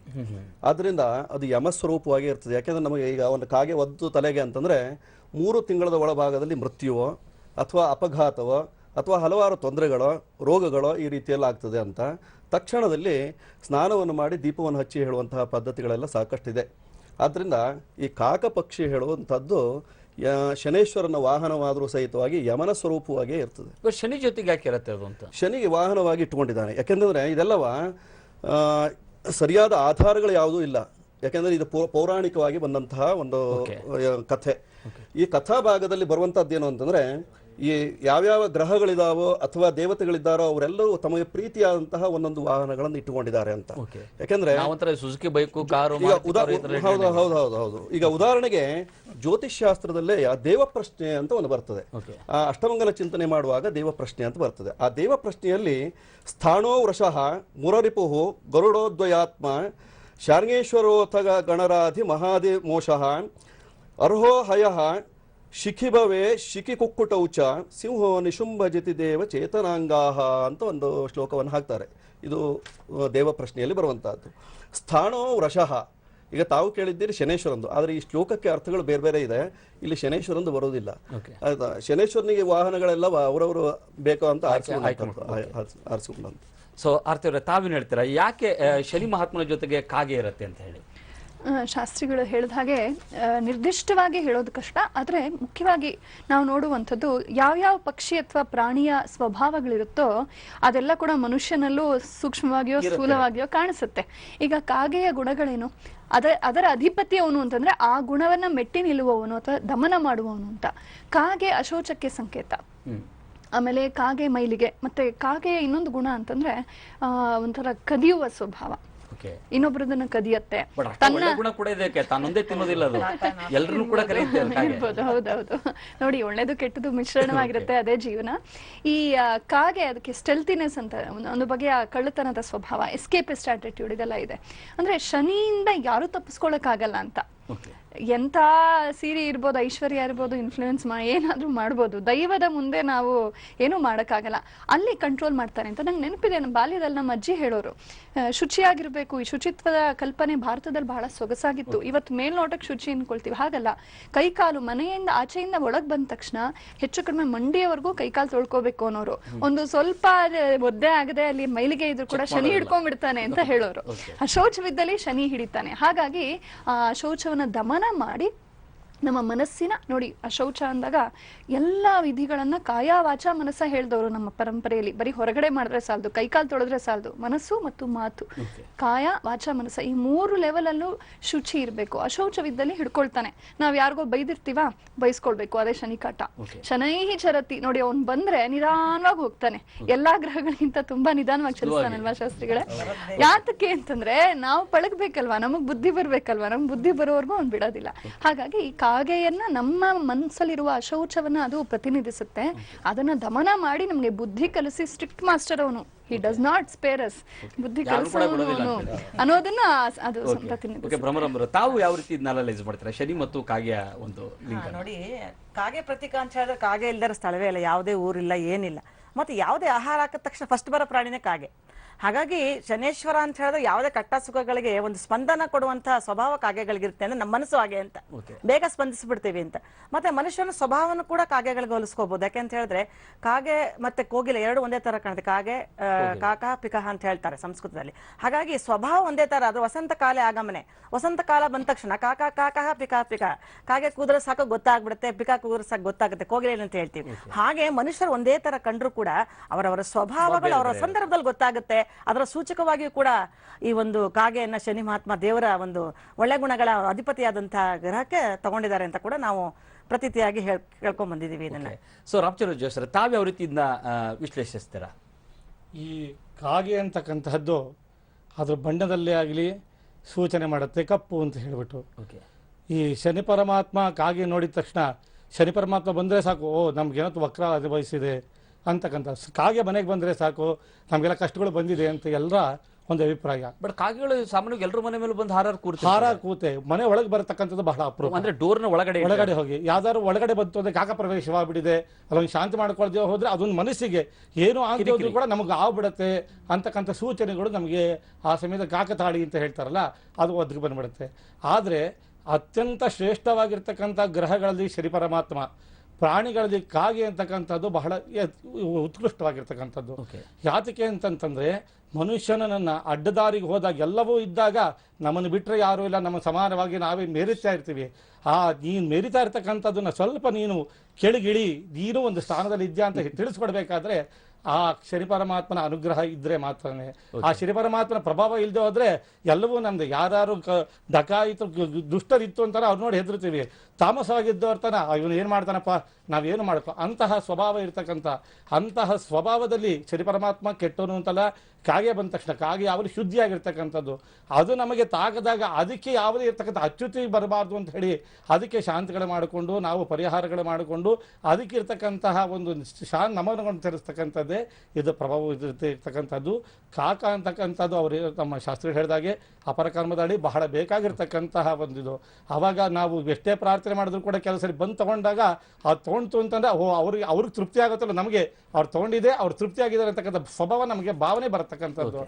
ಅದು ತಗೊಳ್ದೆ ಹೋದ್ರೆ ಅಯ್ಯೋ ಯಾಕೋ ಬಂದಿಲ್ಲ, ನಾವು ಮಾಡಿರ್ತಕ್ಕಂಥ ಕರ್ಮಗಳನ್ನು ನಿಷ್ಪ್ರಯೋಜವಾಗಿದೆ ಅಂತಕ್ಕಂಥ ಭಾವನೆ ಇದೆ. ಆ ಭಾವನೆಗಳನ್ನೆಲ್ಲ ಹೋಗಲಾಡಿಸ್ಬೇಕಾದ್ರೆ ಈ ಶನಿ ಪರಮಾತ್ಮ ಎಲ್ಲಾದ್ರೂ ಕಷ್ಟ ಸೂಚಿದಾಗಲಿ ಇವೆಲ್ಲ ಮಾಡ್ತಕ್ಕಂಥದ್ದು ಶನಿ ಪರಮಾತ್ಮನ ಅನುಗ್ರಹ ಅಂತಕ್ಕಂಥದ್ದು ಬಹಳ ಬೇಕು. ಪ್ರತಿಯೊಂದು ದೇವತೆಗಳಿಗೂ ಕೂಡ ಅದಿರದೇ ಇರತಕ್ಕಂಥ ಪ್ರೀತಿಯಾಗಿರ್ತಕ್ಕಂಥ ವಾಹನಗಳಿರುತ್ತೆ. ಅವರು ಸೌಮ್ಯವಾಗಿರಬೇಕಾದ್ರೆ ಸೌಮ್ಯವಾಗಿರ್ತಕ್ಕಂತಹ ಒಂದು ವಾಹನದ ಮೇಲೆ ಕೂತಾಗ ಅಂತ ಅನುಗ್ರಹವನ್ನೇ ಮಾಡ್ತಾರೆ. ದುರ್ಗಿಗೆ ಆಗಲಿ ಕಾಳಿಗೆ ಆಗಲಿ ಅವರೇನಾದ್ರು ನವಿಲ ಮೇಲೆ ಕೂತ್ಕೊಂಡು ಅವರ ಅವತಾರವನ್ನು ತಾಳಬೇಕು ಅಂತಾಗ ನವಿಲಿಗೆ ಸ್ವಭಾವ ಅಂತಕ್ಕಂಥದ್ದು ಶಾಂತವಾಗಿರ್ತಕ್ಕಂಥದ್ರಿಂದ ನಮಗೆ ಅಂತಹ ಅವಕಾಶ ಇರೋದಿಲ್ಲ. ಅದಕ್ಕೋಸ್ಕರ ಅವಯವ ವಾಹನಗಳಿಗೆ ಯಮನಿಗೆ ಹೇಗೆ ನಾವು ಎಮ್ಮೆಯನ್ನು ಸೂಚಿಸ್ತೀವಿ, ಕೋಣವನ್ನು ಸೂಚಿಸ್ತೀವೋ ಹಾಗೆ ಪ್ರತಿಯೊಂದು ದೇವತೆಗಳು ಅದಿರುತ್ತೆ. ಅದ್ರ ಮೇಲೆ ಕೂತ್ಕೊಂಡಾಗ ಅವರ ಪ್ರಭಾವಗಳು ಹೆಚ್ಚಾಗಿ ತೋರಣ ಉದ್ದೇಶಕ್ಕೋಸ್ಕರ ಈ ಕಾಕವಾಹನ ಅಂತಕ್ಕಂಥದ್ದು ಹೇಳ್ಕೊಡ್ತೇವೆ. ಸೊ ಬನ್ನಿ ಹಾಗಾದ್ರೆ ಈಗಾಗಲೇ ಏನು ಶನಿ ಮಹಾತ್ಮನ ಜೊತೆಗೆ ಕಾಗಿ ಯಾಕಿರುತ್ತೆ ಈ ಬಗ್ಗೆ ನಮ್ಮ ಅತಿಥಿಗಳು ವಿಶ್ಲೇಷಣೆಯನ್ನು ಮಾಡಿದ್ರು. ಇದ್ರ ಜೊತೆಗೆ ಮತ್ತೊಂದು ಪ್ರಮುಖವಾದಂತಹ ದೇವರು ಅಂತಂದ್ರೆ ಲಕ್ಷ್ಮಿ. ಯಾರ ಮನೆಗೆ ಆಗಲಿ ಲಕ್ಷ್ಮಿ ಬರೋದಾದ್ರೆ ಬೇಡ ಅಂತ ಹೇಳೋದಿಲ್ಲ. ಬನ್ನಿ ಹಾಗಾದ್ರೆ ಲಕ್ಷ್ಮಿಯ ವಾಹನ ಯಾವುದು ನಾವು ನೋಡೋಣ. ಸೊ ನಾವು ಗಮನಿಸಬಹುದು, ಲಕ್ಷ್ಮಿ ದೇವತೆ ಲಕ್ಷ್ಮಿ ಯಾರ ಮನೆಗೆ ಬಂದರೂ ಕೂಡ ಯಾರು ಬೇಡನಲ್ಲ. ಆದರೆ ಇಂತಹ ಒಂದು ಲಕ್ಷ್ಮಿಯ ವಾಹನ ಗೂಬೆ ಅಂತಕ್ಕಂಥದ್ದು ಎಲ್ಲರಿಗೂ ಕೂಡ ಗೊತ್ತಿರ್ತಕ್ಕಂಥದ್ದು. ಮತ್ತು ಕೆಲವು ಕಡೆಗಳಲ್ಲಿ ಇಲ್ಲ ಲಕ್ಷ್ಮಿಯ ವಾಹನ ಗಿಳಿ ಅಂತಕ್ಕಂಥದ್ದು ಕೂಡ ಇದೆ. ಸೊ ಇದರಲ್ಲಿ ಯಾವುದು ಸರಿ ಅಥವಾ ಯಾವುದು ತಪ್ಪು ಈ ಬಗ್ಗೆ ನಮ್ಮ ಅತಿಥಿಗಳು ಕೆಲವೇ ಕ್ಷಣಗಳಲ್ಲಿ ಈ ಬಗ್ಗೆ ವಿವರಣೆ ಕೊಡ್ತಾರೆ. ಲಕ್ಷ್ಮಿ ಸಮೃದ್ಧಿ ಮತ್ತು ಸಿರಿವಂತಿಕೆ ಸಂಕೇತ ಅಷ್ಟೇ ಅಲ್ಲ, ಅದೃಷ್ಟದ ಸಂಕೇತ ಕೂಡ ಹೌದು. ಅಷ್ಟೇ ಅಲ್ಲ, ಲಕ್ಷ್ಮಿ ಸೀತೆಯ ಅವತಾರ ಕೂಡ ಹೌದು ಅಂತಕ್ಕಂಥ ಮಾತಿದೆ. ರಾಧ ರುಕ್ಮಿಣಿಯರ ಅವತಾರ ಕೂಡ ಇದೆ ಲಕ್ಷ್ಮಿ ಅಂತಕ್ಕಂಥ ಮಾತನ್ನು ಕೂಡ ಹೇಳ್ತಾರೆ. ದುರ್ಗೆಯ ಮಗಳು ಲಕ್ಷ್ಮಿ ಅಂತಕ್ಕಂಥ ಒಂದು ಮಾತು ಕೂಡ ಇದೆ. ಸೊ ಬನ್ನಿ ಹಾಗಾದ್ರೆ ನಮ್ಮ ಅತಿಥಿಗಳು ಈ ಲಕ್ಷ್ಮಿ ಮತ್ತು ಲಕ್ಷ್ಮಿಯ ವಾಹನ ಗೂಬೆ ಅಥವಾ ಗಿಳಿ ಇದರ ಬಗ್ಗೆ ಏನು ಹೇಳ್ತಾರೆ ಕೇಳೋಣ. ಸೊ ಗೋಪಾಲಕೃಷ್ಣ ಶರ್ಮ ಅವರೇ, ಲಕ್ಷ್ಮಿಯ ವಾಹನದ ಬಗ್ಗೆ ಏನು ಹೇಳ್ತಾರೆ? ಗೂಬೆ ವಾಹನನ ಅಥವಾ ಗಿಳಿ ವಾಹನನ? ಈ ಎರಡಕ್ಕೂ ಆಧಾರಗಳಿಲ್ಲ. ಓಕೆ, ಕೆಲವರು ಗಿಳಿ ಅಂತ ಹೇಳ್ತಾರೆ, ಕೆಲವರು ಗೂಬೆ ಅಂತ ಹೇಳ್ತಾರೆ. ಆದರೆ ಗಿಳಿ ಆದರೆ ಮನುಷ್ಯನಿಗೆ ಒಳ್ಳೆಯದಯ್ಯ, ಗೂಬೆ ಆದರೆ ಅದು ಅಶುಭದ ಸೂಚನೆ ಅಂತ. ಗೂಬೆಯನ್ನು ಕಂಡಾಗ ಅಥವಾ ಗೂಬೆ ಮನೆ ಮೇಲೆ ಕೂತಾಗ ಮನೆಯನ್ನ ಪ್ರವೇಶ ಮಾಡಿದರೆ ಅದಕ್ಕೂ ಶಾಂತಿಯನ್ನು ಹೇಳಿದ್ದಾರೆ. ಆದ್ರಿಂದ ನಾವು ಗೂಬೆ ಅಂತ ಇಟ್ಕೊಳ್ಳೋದಕ್ಕಿಂತಲೂ ಗಿಳಿ ಅಂತ ಇಟ್ಕೊಳ್ಳೋದೇ ಉತ್ತಮ ಅಂತ ಕಾಣುತ್ತೆ. ಓಕೆ, ನಾವು ಗಿಳಿ ಅಂತ ಇಟ್ಕೊಳ್ಳೋಣ. ಆದ್ರೆ ಇನ್ ಕೇಸ್ ಬಹಳಷ್ಟು ಕಡೆಗಳಲ್ಲಿ ಗೂಬೆ ವಾಹನ ನಂಗೆ ತೋರಿಸ್ತಾರೆ. ಸೊ ನೀವು ಹೇಳಿದ ಗೂಬೆ ಅದು ಅಪಶಕುನದ ಸಂಕೇತ. ಲಕ್ಷ್ಮಿ ನೋಡಿದ್ರೆ ನಾವು ಅದೃಷ್ಟದ ಸಂಕೇತ. ಅಲ್ಲ, ಲಕ್ಷ್ಮಿಯ ಜೊತೆಯಲ್ಲೇ ಗೂಬೆ ಇರೋದ್ರಿಂದಲೇ ಲಕ್ಷ್ಮಿ ಚಂಚಲ ಆಗಿದ್ದಾಳೆ ಅಂತ ಒಂದು ಮಾತು ಇದೆ. ಒಂದು ಕಡೆಗೆ ನಿತ್ತಲ್ಲಿ ನಿಲ್ಲುವುದಿಲ್ಲ ಅಂತ. ಗಿಳಿ ಏನಾದ್ರೂ ಬಿಡಿ, ಯಾರ ಹತ್ರ ದುಡ್ಡಿರೋದು ಅವ್ರ ಹತ್ರ ಇರ್ತಿತ್ತು ಏನೋ, ದುಡ್ಡು ಸೇರುವಲ್ಲೇ ಅಥವಾ ನಿತ್ತ ಜಾಗದಲ್ಲೇ ಹೋಗಿ ಸೇರ್ತಿತ್ತ ಏನೋ. ಆದ್ರೆ ಗೂಬೆ ಇರೋದ್ರಿಂದ ಒಂದು ಕಡೆಗೆ ನಿಲ್ಲುವುದಿಲ್ಲ, ಅದು ಹರಿದಾಡುವಂತ ಚಂಚಲವಾಗಿದೆ ಅಂತ. ಹಾಗಂತ ಲಕ್ಷ್ಮಿ ಸಮುದ್ರ ಕನ್ಯೆ ಅಂತ ಹೇಳಲ್ಪಡ್ತದೆ. ಅವಳು ಏನ್ ಮಾಡಿದಾಳೆ ಅಂತ ನಾರಾಯಣನ ವರಿಸಿದಾಳೆ. ಲಕ್ಷಣಂ ಮೀಯತೆ ಇತಿ ಲಕ್ಷ್ಮೀ ಅಂತ. ಲಕ್ಷ್ಮಿ ಯಾರಿಗೆ ಲಕ್ಷಣವನ್ನು ಒದಗಿಸಿಕೊಡ್ತಾಳೋ ಅವನಿಗೆ ಲಕ್ಷ್ಮೀನಾರಾಯಣ ಅಂತ ಹೆಸರು. ನಾರಾಯಣನಿಗೆ ಲಕ್ಷಣವನ್ನು ಒದಗಿಸಿ ಕೊಟ್ಟಿದ್ದರಿಂದಲೇ ಲಕ್ಷ್ಮಿಗೆ ಲಕ್ಷಣ ಬಂತಂತೆ. ಆದ್ರಿಂದ ಲಕ್ಷ್ಮಿ ಸಂಪತ್ತಾಗಿ ಪರಿಣಮಿಸಿರು ಹೇಳುವಂತಹ ಒಂದು ಉಲ್ಲೇಖ ಇದೆ. ಓಕೆ, ಸೊ ಗೂಬೆ ಅದು ಆಕ್ಚುಲಿ ನೀವು ಹೇಳೋ ಪ್ರಕಾರ ಗಿಳಿ ಅನ್ನೋದು ಸೂಕ್ತ ಅಂತ ತಮ್ಮ ಸೂಕ್ತ ಅಂತ ಅಭಿಪ್ರಾಯ. ಯಾಕೆಂದ್ರೆ ಎಲ್ಲೂ ಅದಕ್ಕೆ ಸರಿಯಾದ ನಾವು ಈ ವೈದಿಕ ಪರಂಪರೆಯಲ್ಲಿ ಅಥವಾ ಈ ಬ್ರಾಹ್ಮಣ್ಯದಲ್ಲಿ ದೇವತೆಗಳನ್ನ ಗುರುತಿಸುವಾಗ ದೇವತಾ ಧ್ಯಾನ ಶ್ಲೋಕವನ್ನು ಇಟ್ಟುಕೊಂಡು ಗುರುತಿಸ್ತೇವೆ. ಲಕ್ಷ್ಮಿಯ ಧ್ಯಾನ ಶ್ಲೋಕದಲ್ಲಿ ಅಕ್ಷಶಕ್ ಪರಶು ಗದೇಶು ಕುಲಿಶಂ ಅಂತ ಏನು ಶ್ಲೋಕ ಇದೆಯೋ, ದೇವಿ ಮಹಾತ್ಮೆಯಲ್ಲಿ ವರ್ಣನೆ ಮಾಡಿದೆಯೋ, ಅದರಲ್ಲಿ ಗೂಬೆಯನ್ನಾಗಲಿ ಅಥವಾ ಗಿಳಿಯನ್ನಾಗಲಿ ಯಾವುದನ್ನು ಎರಡನ್ನೂ ಉಲ್ಲೇಖ ಮಾಡಿಲ್ಲ. ಇದನ್ನ ಅವರವರ ಕಲ್ಪನೆಗೆ ಅನುಗುಣವಾಗಿ ಚಿತ್ರಣವನ್ನು ಕೊಟ್ಟಿದ್ದಾರೆ ಬಿಟ್ಟರೆ ಲಕ್ಷ್ಮಿಗೆ ವಾಹನದ ಸಂಕೇತಗಳು ಕಂಡು ಬರೋದಿಲ್ಲ. ಓಕೆ, ಆರತಿ ತಾವೇನು ಹೇಳ್ತೀರಾ? ಈ ಗೂಬೆ ಅಥವಾ ಈ ಗಿಳಿ ವಾಹನ ಯಾವುದು ನಿಮ್ಮ ಪ್ರಕಾರ? ಒಂದು ತಮಾಷೆ ಹೇಳ್ತೇನೆ. ಆನೆ ಲಕ್ಷ್ಮಿಯ ವಾಹನ ಅಂತಲೂ ಕೇಳಿದ್ದೀನಿ ನಾನು. ಗಜವನ್ನೇರಿ ಬರ್ತಾಳೆ ಅಂತ. ಒಬ್ಬೊಬ್ಬರು ನಮ್ಮ ಕಡೆ 2-3 ಕಾರ್ ಇಟ್ಕೊಂಡಾಗೆ ಹೌದು. ಅಂದ್ರೆ ಆನೆ ಸಮೃದ್ಧಿಯ ಸಂಕೇತ, ಗಜಲಕ್ಷ್ಮಿ. ಗಜವೇರಿ ಬರುವ ಲಕ್ಷ್ಮಿಯೂ ಇದ್ದಾಳೆ, ಗಜ ಗೌರಿಯೂ ಇದ್ದಾಳೆ. ನಾವೇ ಗಜ ಗೌರಿ ವ್ರತ ಮಾಡಿದ್ದೀವಿ. ಹಾಗಾಗಿ ಅದು ಬಿಳಿಯ ಆನೆಯನ್ನ ಏರಿ ಬರ್ತಾಳೆ ಅಂತ ಅದೊಂದು ಕಲ್ಪನೆ ಕೂಡ ಇದೆ. ಮತ್ತೆ ಗೂಬೆಯ ಬಗ್ಗೆ ಶರ್ಮಾ ಅವ್ರು ಹೇಳ್ತಾ ಇದ್ರು. ದಕ್ಷಿಣ ಭಾರತದಲ್ಲಿ ಗೂಬೆ ಅಂತಂದ್ರೆ ನಾವು ಬೈತೀವಿ ಕೂಡ. ಆದ್ರೆ ಈ ಪೂರ್ವ ಭಾರತದಲ್ಲಿ ಮತ್ತು ಶಕ್ತಿಯ ಪೂಜೆ ಮಾಡೋರು ಯಾರಿದಾರೋ ಅವ್ರಿಗೆ ನರಿ ಮತ್ತೆ ಗೂಬೆ ತುಂಬಾ ಶ್ರೇಷ್ಠ. ಅದು ಬಹುಶಃ ತಂತ್ರ ಸಂಬಂಧಿಯಾದ ಉಪಾಸನೆ ಮಾಡೋ ಜಾಗಗಳಿದೆ ಅಂತ ಅನ್ಸುತ್ತೆ. ನನಗೂ ಆಶ್ಚರ್ಯ ಆಯ್ತು ಏನಪ್ಪಾ ಇದು ಅಂತ. ಆದ್ರೆ ಅವ್ರು ಹೇಳೋ ಪ್ರಕಾರ ಅತ್ಯಂತ ಲೆವೆಲ್ ಹೆಡೆಡ್ ಬರ್ಡ್ ಅಂತ, ಅದಕ್ಕೆ ಬಹಳ ಶಾಂತವಾದ, ಯಾರಿಗೂ ತೊಂದರೆ ಕೊಡದೇ ಇರೋ ಪಕ್ಷಿ. ಮತ್ತು ಅದು 10 ಅಡಿ ದೂರ ಹರಬೇಕಾದ್ರೂ ಕೂಡ ಅದನ್ನ ನಿಮ್ಗೆ ಗೊತ್ತಿರ್ಬೋದು, ವೈಜ್ಞಾನಿಕವಾಗಿ ಆ ಪಕ್ಷಿಗೆ ವಿಶೇಷ ಶಕ್ತಿ ಇದೆ. ಕುತ್ತಿಗೆಯನ್ನ 360 ಡಿಗ್ರೀಸ್ ತಿರುಗಿಸುತ್ತೆ ಅದು ಪೂರ್ಣವಾಗಿ. ಅದೊಂದೇ ಪಕ್ಷಿಗೆ ಆ ಶಕ್ತಿ ಇರೋದು. ಒಂದು ಸಣ್ಣ ಈ ಕೊಂಬೆಯಿಂದ ಆ ಕೊಂಬೆ ಹೋಗ್ಬೇಕಾದ್ರು ಸಂಪೂರ್ಣವಾಗಿ ಸುತ್ತು ನೋಡಿ ಹೋಗುತ್ತೆ. ಆ ಶಾಂತಿ ಇದೆಯಲ್ಲ, ಅಲ್ಲಿ ಅದು ಎಲ್ಲಿರುತ್ತೋ ಆ ಲಕ್ಷ್ಮಿ ಇರ್ತಾಳೆ ಅಂತ ಹಾಗೆ ಅವ್ರು ಹೇಳಿದ್ದು. ಅಲ್ಲಿ ಒಬ್ರು ಸ್ವಾಮಿಗಳು ಹೇಳಿದ್ರು ಬಂಗಾಳದಲ್ಲಿ. ಅಂದ್ರೆ ಲಕ್ಷ್ಮಿ ಇವ್ರು ಹೇಳಿದ ಹಾಗೆ ನಿಜಕ್ಕೂ ಚಂಚಲೆ ಅವಳು. ನಾನು ಹುಡುಗಿ ಆಗಿದ್ದಾಗ ಒಬ್ರು ಹಿರಿಯರು ಹೇಳಿದ್ರು, ನೋಡಮ್ಮ ರವಿವರ್ಮ ಪೇಂಟಿಂಗ್ ಅಲ್ಲಿ ಸರಸ್ವತಿಯನ್ನ ಬಂಡೆ ಮೇಲೆ ಕೂಡ್ಸಿದ್ದಾರೆ, ಲಕ್ಷ್ಮಿಯನ್ನ ನದಿಯಲ್ಲಿ 2 ದಡಗಳ ಮಧ್ಯದಲ್ಲಿ ತಾವರೆ ಹೂ ಮೇಲೆ ನಿಲ್ಸಿದಾರೆ, ಯಾಕೆ ಹೇಳು ಅಂತ. ಸರಸ್ವತಿ ಬಂಡೆ ತರ ಸ್ಥಿರ, ಲಕ್ಷ್ಮಿ ಆ ದಡಕಾರು ಹೋಗ್ಬೋದು, ಈ ದಡಕಾರು ಹೋಗ್ಬೋದು, ಚಂಚಲೆ ಅಂತ, ಅಥವಾ ಕುಸಿದು ಬಿಡ್ಬೋದು. ಎಲ್ಲಿ ವಿವೇಕ ಇದೆಯೋ, ಎಲ್ಲಿ ಎಚ್ಚರ ಇದೆಯೋ ಅಲ್ಲಿ ಲಕ್ಷ್ಮಿ ನಿಲ್ತಾಳೆ ಅಂತ. ಇನ್ನು ಗಿಳಿ ಸೌಂದರ್ಯದ ಸಂಕೇತ, ಮುಗ್ಧತೆ, ಸೌಂದರ್ಯ. ಲಕ್ಷ್ಮಿ ಅನ್ನೋ ಶಬ್ದಕ್ಕೆ ಸಂಸ್ಕೃತದಲ್ಲಿ ಸೌಂದರ್ಯ ಅಂತಲೂ ಅರ್ಥ. ಹಾಗಾಗಿ ಸೌಂದರ್ಯವನ್ನು ಪ್ರತಿನಿಧಿಸ್ತಾಳೆ, ವಿವೇಕವಿದ್ದಲ್ಲಿ ನಿಲ್ತಾಳೆ, ಮತ್ತು ಗಜದಂತೆ ಸಮೃದ್ಧಿಯನ್ನ ತರುವಂತವಳು ಅಂತ ಈ ರೀತಿ ನಾವು ಅರ್ಥ ಮಾಡ್ಕೋಬಹುದು. ಸೊ ಭ್ರಮರ ತಾವು ಏನು ಹೇಳ್ತೀರಾ ಈ ಒಂದು ಗೂಬೆ ಅಥವಾ ಗಿಳಿಯ ಸಂಕೇತದ ಬಗ್ಗೆ? ಅದೇ ಇವರೆಲ್ಲ ಹೇಳಿದಾಗ ಇದಕ್ಕೆಲ್ಲ ಯಾವುದೇ ಕೂಡ ಆಧಾರಗಳಿಲ್ಲ. ವೇದಗಳಲ್ಲಿ ಮುಂಚೆನೇ ಇದಕ್ಕೆ ಯಾವುದೇ ರೀತಿಯ ಒಂದು ನಮಗೆ ಉಲ್ಲೇಖಗಳು ಸಿಗೋದಿಲ್ಲ. ಆದರೂ ಕೂಡ ಲಕ್ಷ್ಮಿ ಅಂದರೆ ಲಕ್ಷ್ಯತಿ ಇದೆ, ಲಕ್ಷ್ಮಿ ಎಲ್ಲದರಲ್ಲೂ ಕಾಣಿಸಿಕೊಳ್ಳೋಳು. ಅವಳೆಲ್ಲ ಪ್ರಕೃತಿ ಎಲ್ಲವೂ ಕೂಡ ಲಕ್ಷ್ಮೀಮಯವಾಗಿದೆ.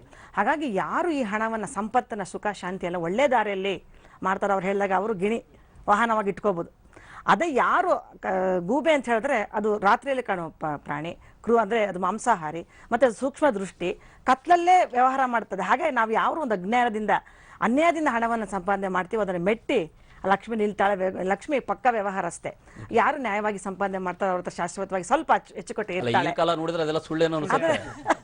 ಇರ್ಬೋದು. ಆದರೂ ಕೂಡ ಈ ಒಂದು ನಾವು ಲೆಕ್ಕಾಚಾರ ಈ ಹೇಳಿದಾಗ ತಾವು ಯಾವುದೋ ಒಂದು ಈ ಒಂದು ವಿಚಾರಗಳನ್ನ ಕೊಟ್ಟಿದ್ದೀರೋ, ಗೂಬೆ ಅಂತ ಹೇಳಿದ್ರೆ ಅದು ಅಪಶಕನ, ದರಿದ್ರ, ಗೂಬೆ ಇದ್ದಾಗ ಇದನ್ನು ನೋಡುವನು ಅಂತ ಹೇಳ್ತಾರೆ. ಹಾಗಾಗಿ ಆ ಮನಸ್ಸಿನ ಭಾವನೆಗಳಿದ್ದು ನೀ ಎಷ್ಟೇ ಹಣವಂತನಾದ್ರೂ ಕೂಡ ಏನು ಪ್ರಯೋಜನ ಇರೋದಿಲ್ಲ.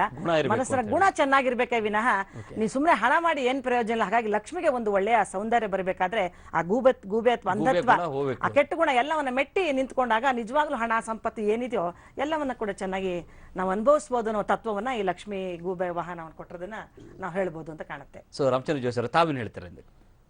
ಲಕ್ಷ್ಮಿ ಅಂತಕ್ಕಂಥದ್ದು ಈ ನಾವು ಹಣ ಅಂತಕ್ಕಂಥದ್ದಲ್ಲ, ಮನಸ್ಸಿನ ಭಾವನೆಯಿಂದ ಇರ್ತಕ್ಕಂತಹ ಒಳ್ಳೆ ಸೌಂದರ್ಯ, ಒಳ್ಳೆ ಗುಣ, ಒಳ್ಳೆ ಹಣ, ಒಳ್ಳೆ ಸಂಪತ್ತುಗಳನ್ನು ಗಳಿಸ್ತಕ್ಕಂಥದ್ದು. ನಮ್ಮ ದುಡ್ಡಿದ್ದು ಬಿಟ್ಟರೆ ಲಕ್ಷ್ಮಿ ಬಂದುಬಿಟ್ಟಿದೆ ಅಂತಲ್ಲ, ಎಲ್ಲ ಸಂಪತ್ತುಗಳನ್ನು ನಮಗೆ ಗುಣವೇ ಆಗ್ಬೋದು, ಐಶ್ವರ್ಯವೇ ಆಗ್ಬೋದು, ಅಥವಾ ಯಾವುದೇ ಒಂದು ಸಂಪತ್ತನ್ನು ನೀಡ್ತಕ್ಕಂಥದ್ದು ಲಕ್ಷ್ಮಿ. ಆ ಗಿಳಿ ಅಂತಕ್ಕಂಥದ್ದು ನಾವು ಶಾರದೆಯ ಒಂದು ಹಸ್ತದಲ್ಲಿ ನೋಡ್ತಕ್ಕಂಥದ್ದು ಹೆಚ್ಚಾಗಿ ನಾವು ಕಂಡು ಬರ್ತಕ್ಕಂಥದ್ದು. ಹಾಗೆ ಹೇಳಿರೋ ಹಾಗೆ ಗಜಲಕ್ಷ್ಮಿ ಅಂತಕ್ಕಂಥದ್ದು, ಗಜಗೌರಿ ಅಂತಕ್ಕಂಥದ್ದು ನಾವು ಹೆಚ್ಚಾಗಿ ಚಿತ್ರಣ ನೋಡಬೇಕಾದ್ರೆ ಆನೆಯ ಚಿತ್ರವನ್ನೇ ನೋಡ್ತಾ ಇರ್ತಕ್ಕಂಥದ್ದು. ನಿರ್ದಿಷ್ಟವಾಗಿರ್ತಕ್ಕಂಥ ಲಕ್ಷ್ಮಿಗೆ ಕಮಲದ ಹೂವಿನಲ್ಲಿ ಬೇಕಾದ್ರೆ ಕಮಲದಲ್ಲಿ ತಾರೆಯಲ್ಲಿ ಕೂತಿರ್ತಕ್ಕಂಥವಳೆ ಹೊರತು ಈ ವಾಹನಗಳಲ್ಲಿ ಹೆಚ್ಚಾಗಿ ಅಭಿಪ್ರಾಯ ಅದು ಕಂಡು ಬಂದಿಲ್ಲ. ಹಾಗಾಗಿ ಲಕ್ಷ್ಮಿಯನ್ನು ಯಾವುದೇ ವರ್ಣದ ಯಾವುದೇ ರೀತಿಯಲ್ಲಿ ಆಗಲಿ ಒಳ್ಳೆಯದಕ್ಕೂ ಉಪಯೋಗಿಸ್ಕೋಬೋದು, ಕೆಟ್ಟದಕ್ಕೂ ಒಳ್ಳೆಯವರು ಹತ್ರ ಇರಬೇಕಾದ್ರೆ ಸ್ವಲ್ಪ ನಿಧಾನವಾಗಿ ಬರ್ತಕ್ಕಂಥ ಲಕ್ಷ್ಮಿ, ತಾಳ್ಮೆ ಅವರನ್ನು ಸೂಚಿಸಿ ಅವರ ತಾಳ್ಮೆಯನ್ನು ಪರೀಕ್ಷೆ ಮಾಡಿ ಸಂಪತ್ತನ್ನು ಶಾಶ್ವತವಾಗಿ ಕೊಡ್ತಕ್ಕಂಥವಳು. ಬೇರೆಯವ್ರಿಗಾದರೆ ತಕ್ಷಣದಲ್ಲೇ ಕೊಟ್ಟು ತಕ್ಷಣದಲ್ಲೇ ಕಿತ್ಕೊಳ್ತಕ್ಕಂಥದ್ದು. ಎರಡು ಸ್ವಭಾವವನ್ನು ಹೆಂಗಸಿನ ಸ್ತ್ರೀಯ ರೂಪದಲ್ಲಿ ನೋಡ್ಬಿಡ್ಬೋದು. ಸ್ತ್ರೀಯವನ್ನು ನಾವು ಒಳ್ಳೆಯದಕ್ಕೂ ಉಪಯೋಗಿಸ್ಕೋಬೋದು, ಕೆಟ್ಟದಕ್ಕೂ ಉಪಯೋಗಿಸ್ಬೋದು. ಹಣವನ್ನು ಅಷ್ಟೇ ಒಳ್ಳೆಯದಕ್ಕೂ ಉಪಯೋಗಿಸ್ಬೋದು, ಕೆಟ್ಟದಕ್ಕೂ. ಆದರೆ ನಮ್ಮ ಕೈಲಿ ಇರ್ತಕ್ಕಂಥ ಬುದ್ಧಿಶಕ್ತಿಯನ್ನು ಕೂಡ ಪ್ರೇರೇಪಣೆ ಮಾಡಬೇಕಾದ್ರೆ ಆ ಮಾನಸಿಕವಾಗಿರ್ತಕ್ಕಂಥ ಲಕ್ಷ್ಮಿ ನಮ್ಮಲ್ಲಿ ತಾಂಡವಾಡಿದ್ರೆ ಮಾತ್ರವೇ ಇರ್ತಕ್ಕಂಥ ಸಂಪತ್ತನ್ನ ಸಮಾನವಾಗಿ ಹಂಚ್ಕೋಬಹುದು ಅಂತ ಅನಿಸ್ತು. ನೀವು ಈ ಕಾಲಕ್ಕೆ ಅನ್ವಯ ಆಗಲ್ಲ ಅಂತಲ್ಲ ನೋಡಿ, ವೇದದಲ್ಲಿ ಶ್ರೀ ಸೂಕ್ತದಲ್ಲಿ ಬಹಳ ಸೊಗಸಾಗಿ ಬರುತ್ತೆ. ಜ್ಯೇಷ್ಠಾಮ ಲಕ್ಷ್ಮೀ ನಾಶಾಯಾಮ್ಯಹಂ ಅಂತ. ಲಕ್ಷ್ಮಿಯಲ್ಲಿ 2 ರೂಪ ಅಂತೆ, ಜ್ಯೇಷ್ಠಾಲಕ್ಷ್ಮಿ ಮತ್ತು ಶ್ರೀಲಕ್ಷ್ಮಿ. ಜ್ಯೇಷ್ಠಾಲಕ್ಷ್ಮಿಯನ್ನ ಮೂದೇವಿ ಅಂತ ಹೇಳ್ತೀವಲ್ಲ, ಬೈತೀವಲ್ಲ, ಅದೇ ಅಂದ್ರೆ ಅದು ತಾಮಸಿಕ ರೂಪದಲ್ಲಿ ಬರುತ್ತೆ. ಅದು ಲಂಚದಿಂದ, ಮೋಸದಿಂದ, ಭ್ರಷ್ಟಾಚಾರದಿಂದ, ಇನ್ನೊಬ್ಬರ ನೋವು ಕೊಟ್ಟು ಪಾಪದಿಂದ ಸಂಗ್ರಹಿಸೋದು. ಅದು ಕೊನೆಗೆ ನಮ್ಗೆ ಪಿಪಾಸೆಯನ್ನ ತರುತ್ತೆ, ಪಾಪವನ್ನ ತರುತ್ತೆ. ಹಣವಂತರಾಗೋದ್ ಬೇರೆ, ಶ್ರೀಮಂತರಾಗೋದ್ ಬೇರೆ. ಶ್ರೀ ಅನ್ನೋದು ಮಂಗಳಕರ, ಆದ್ರೆ ನ್ಯಾಯವಾಗಿ ನಮಗೆ ಸಿಕ್ಕೋದ್ ಬೇರೆ, ದಕ್ಕದ್ ಬೇರೆ. ಸೊ ದಕ್ಕಿಸ್ಕೊಂಡದ್ದು ಶ್ರೀಲಕ್ಷ್ಮಿ ಆಗುತ್ತೆ. ಈ ಕಾಲದವರು ಯದ್ವಾ ತದ್ವಾ ಸಂಪಾದಿಸಿದ್ರೆ ಅದು ಲಕ್ಷ್ಮಿ ಅಲ್ಲ, ಅದು ಅಲಕ್ಷ್ಮಿ. ಲಕ್ಷ್ಮಿಗೆ ಕಾಂಚನ ಹೇಳುವಂತ ಒಂದು ಹೆಸರು ಇದೆ. ಭರ್ತೃಹರಿಯೋ ನೀತಿ ಶತಕದಲ್ಲಿ ಯಸ್ಯಾಸ್ತಿ ವಿತ್ತಂ ಸನರಃ ಕುಲೀನಃ ಸಪಂಡಿತಃ ಸಶ್ರುತವಾನ್ ಗುಣಜ್ಞಃ ಸಯೇವ ವಕ್ತ ಸಚ ದರ್ಶನೀಯ ಸರ್ವೇ ಗುಣ ಕಾಂಚನಮಾಶ್ರಯಂತಿ ಅಂತ ಹೇಳಿದ್ದಾರೆ. ಯಸ್ಯಾಸ್ತಿ ವಿತ್ತಂ, ಯಾವನಲ್ಲಿ ಹಣ ಇರ್ತದೆಯೋ ಸ ನರಹ, ಅವ ಒಬ್ಬ ಮನುಷ್ಯ, ಕುಲೀನಃ, ಒಳ್ಳೆ ಕುಲದಲ್ಲಿ ಹುಟ್ಟಿದವ. ಸನರ ಕುಲೀನಃ. ಸ ಪಂಡಿತ, ಅವನೇ ಪಂಡಿತನಾಗ್ತಾನಂತೆ. ಯಾರ ಹಣ ಇದೆಯಾ ಅವನೇ ಪಂಡಿತ. ಸ ಶ್ರುತವಾನ, 4 ಜನರಿಗೆ ಬೇಕಾದ ವ್ಯಕ್ತಿ, ಒಳ್ಳೆ ಕೀರ್ತಿಯನ್ನು ಪಡೆಯುವಂಥವನಾಗ್ತಾನೆ. ಗುಣಜ್ಞ, ಎಲ್ಲ ಸದ್ಗುಣಗಳು ಅವನಲ್ಲಿ ಸೇರ್ತದೆ ಅಂತ. ದುಡ್ಡಿದ್ರೆ ಆಯ್ತು, ಅವನ ಹತ್ರ ಎಲ್ಲ ಸದ್ಗುಣಗಳು ಇರ್ತದೆ ಅಂತ. ಗುಣಜ್ಞ. ಸ ಏವ ವಕ್ತ ಸಚ ದರ್ಶನೀಯ, ಅವನು ಏನಾದ್ರು ಒಂದು ಮಾತನ್ನು ಹೇಳ್ದ ಹಾಳಾದ್ರೆ ಎಲ್ಲರೂ ಒಪ್ಪಲೇಬೇಕು. ಯಾಕೆಂದ್ರೆ ಸಭೆ ಸಹಿತವಾಗಿ ದುಡ್ಡೇವನು ಅವನು ಹೇಳಿದಾನೆ ಅಂದ್ರೆ ಒಪ್ತದೆ ಅಂತ. ಸ ಏವ ವಕ್ತ ಸಚ ದರ್ಶನೀಯ, 1000 ಜನ ಅಥವಾ 10,000 ಜನರ ಸಭೆಯಲ್ಲಿ ಒಬ್ಬ ಹಣವಂತ ಇದ್ದಾನೆ ಹೇಳಾದ್ರೆ ಅವನು ದರ್ಶನೀಯ, ಎದ್ದು ಕಾಣ್ತಾನೆ. ಆ ರೀತಿಯಂತಹ ಗುಣ ಸ್ವಭಾವ ಇದೆ ಅಂತ. ಅದರಿಂದ ಲಕ್ಷ್ಮಿಗೆ ಎಷ್ಟು ಬೇಕಾದರೂ ಹೊಗಳಿ ಏರಿಸುವಂತಹ ಗುಣಗಳು ಲಕ್ಷ್ಮಿಯಲ್ಲಿದೆ ಅಂತ ಭರ್ತೃಹರಿಯು ನೀತಿ ಶತಕದಲ್ಲಿ ಹೇಳಿದ್ದಾನೆ. ಓಕೆ, ಸೊ ಬನ್ನಿ ಹಾಗಾದ್ರೆ ಈಗ ಬೇರೆ ಬೇರೆ ದೇವರುಗಳ ಬಗ್ಗೆ ನಮ್ಮ ಅತಿಥಿಗಳು ವಿಶ್ಲೇಷಣೆಯನ್ನ ಮಾಡ್ತಾರೆ. ಅಷ್ಟೆಲ್ಲ ಎಲ್ಲ ಮನುಷ್ಯನಿಗೂ ಕೂಡ ಆತನ ಮೇಲೆ ಮತ್ತೊಂದು ಬಲವಾದ ಒಂದು ಹೋಲ್ಡ್ ಇರ್ತಕ್ಕಂಥದ್ದು ಕಾಮದೇವನಿಗೆ. ಇಂತಹ ಕಾಮದೇವನ ವಾಹನ ಯಾವುದು ನೋಡೋಣ ಒಂದು ಸಣ್ಣ ಬ್ರೇಕ್ ನಂತರ.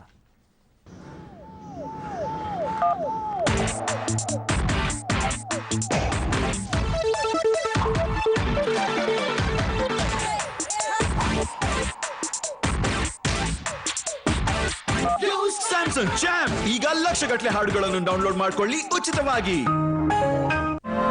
ನೀವು ಕಂಡಿರೋ ನಿಜಕ್ಕೂ ಆಶ್ಚರ್ಯಕರ ದೃಶ್ಯ ಯಾವುದು? ಅದು ತುಂಬಾ ದೊಡ್ಡದಾಗಿತ್ತ, ಅಥವಾ ತುಂಬಾ ಸಣ್ಣದ, ಅಥವಾ ಪ್ರಾಯಶಃ ಅದು ಈವರೆಗೆ ನೀವು ನೋಡೇ ಇಲ್ಲದಿರುವಂತದ್ದ? 2nd generation Intel core processors, ಅದ್ಭುತ ದೃಶ್ಯಗಳು ಮತ್ತು ಚುರುಕಾದ ನಿರ್ವಹಣೆ, ಅಂದ್ರೆ ನೀವು ಹಿಂದೆಂದೂ ಕಂಡಿರದಂತಹ ಕಂಪ್ಯೂಟಿಂಗ್. ಹೇಳ್ತಾರೆ ಕನಸುಗಳ ಹೊರತಾಗಿ ಬದುಕು ಅಪೂರ್ಣ ಅಂತ. ಯಾಕಂದ್ರೆ ಇವು ಕನಸುಗಳೇ ಅಲ್ವಾ, ನಮಗೆ ನಮ್ಮ ಗುರಿ ಕೊಡುತ್ತೆ. ನನ್ ಕನ್ಸು ನನ್ ಡ್ರೀಮ್ ಸ್ಪೋರ್ಟ್ಸ್ ಕಾರ್, ಮನೆ, ನನ್ನ ಪುಸ್ತಕ ಪಬ್ಲಿಷ್ ಮಾಡೋದು, ವಿಶ್ವ ಪರ್ಯಟನೆ, ಸ್ವಂತ ಬುಟಿ. ಕನಸು ನನಸಾಗೋದಕ್ಕೆ ಬೇಕು ಪರಿಶ್ರಮ, ಶ್ರದ್ಧೆ ಮತ್ತು ಹಣ. ಮತ್ತು ಅದನ್ನ ಕೊಡೋದು ಮುಥೂಟ್ ಫೈನಾನ್ಸ್ ಗೋಲ್ಡ್. ಸರಿ, ನೀವು ಸಹ ನಿಮ್ಮ ಚಿನ್ನದ ಪಾವರ್ ಪಡೆ ಮತ್ತೆ ಕನಸು ಖಂಡಿತ ಕಾಣ್ತಾ ಇರಿ. 124 ವರ್ಷಗಳಿಂದ ಮುಥೂಟ್ ಫೈನಾನ್ಸ್ ಕನಸುಗಳನ್ನು ನನಸಾಗಿಸಿ. ಕರ್ನಾಟಕ ರಕ್ಷಣಾ ವೇದಿಕೆಯ 10ನೇ ವರ್ಷದ ಜಾನಪದ ಸಂಭ್ರಮ ಇದೇ ಜೂನ್ 22 ಹಾಗೂ 23ರಂದು ಗಾಯತ್ರಿ ವಿಹಾರ್ ಅರಮನೆ ಮೈದಾನ ಬೆಂಗಳೂರಿನಲ್ಲಿ ನಡೆಯಲಿದೆ. ಭಾಗವಹಿಸುವ ಎಲ್ಲಾ ಕನ್ನಡಾಭಿಮಾನಿಗಳಿಗೆ ಸ್ವಾಗತ ಕೋರುವವರು ಟಿ.ಎ. ನಾರಾಯಣಗೌಡರು, ರಾಜ್ಯಾಧ್ಯಕ್ಷರು, ಕರ್ನಾಟಕ ರಕ್ಷಣಾ ವೇದಿಕೆ. Ye hai NASA's most ambitious project, Juno, the spacecraft on a 5-year mission to discover Jupiter's secrets. Juno's scientific payload includes specially designed, no cameras please, high-speed engines that will take it to Jupiter in just 1 year. Any questions? Yes. ಎಷ್ಟು ಕೊಡುತ್ತೆ? ಮೈಲೇಜಿನ ಹೆಚ್ಚು ಅಗತ್ಯವಿರುವ ಒಂದು ದೇಶಕ್ಕಾಗಿ Maruti Suzuki ತಯಾರಿಸುತ್ತಿದೆ ಅತ್ಯಂತ ಇಂಧನ ದಕ್ಷ ಕಾರುಗಳನ್ನು. Singing idle ಆಗಿ ಅಂಬರಕ್ಕೆ ಏರುವೆ, ಸ್ಟಾರ್ ಆಗಿ ಅಂಬರಕ್ಕೆ ಏರುವೆ.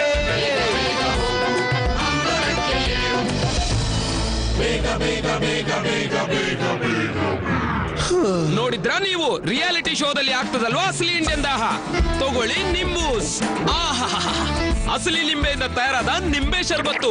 ನಿಂಬೂಸ್ ಬೈ 7up, ಏಕ್ದಮ್ ಅಸಲಿ ಇಂಡಿಯನ್. ಸ್ಟಾರ್ ಆಗುವೆ ನಾನು. At HTC, we're always looking to you for inspiration.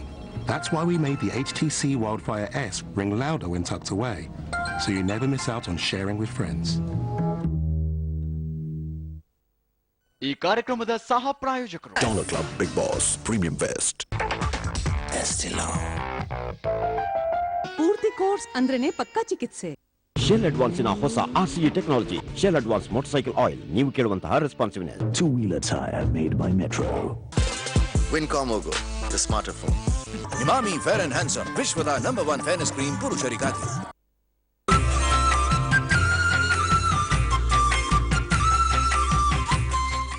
ದೇವರ ವಾಹನ ವಿಶೇಷ ಕಾರ್ಯಕ್ರಮಕ್ಕೆ ಮತ್ತೆ ಸ್ವಾಗತ. ಬನ್ನೀಗ ನಾವು ಕಾಮದೇವನ ಬಗ್ಗೆ ನೋಡೋಣ. ಕಾಮ ಯಾರನ್ನು ಕೂಡ ಬಿಟ್ಟಿಲ್ಲ.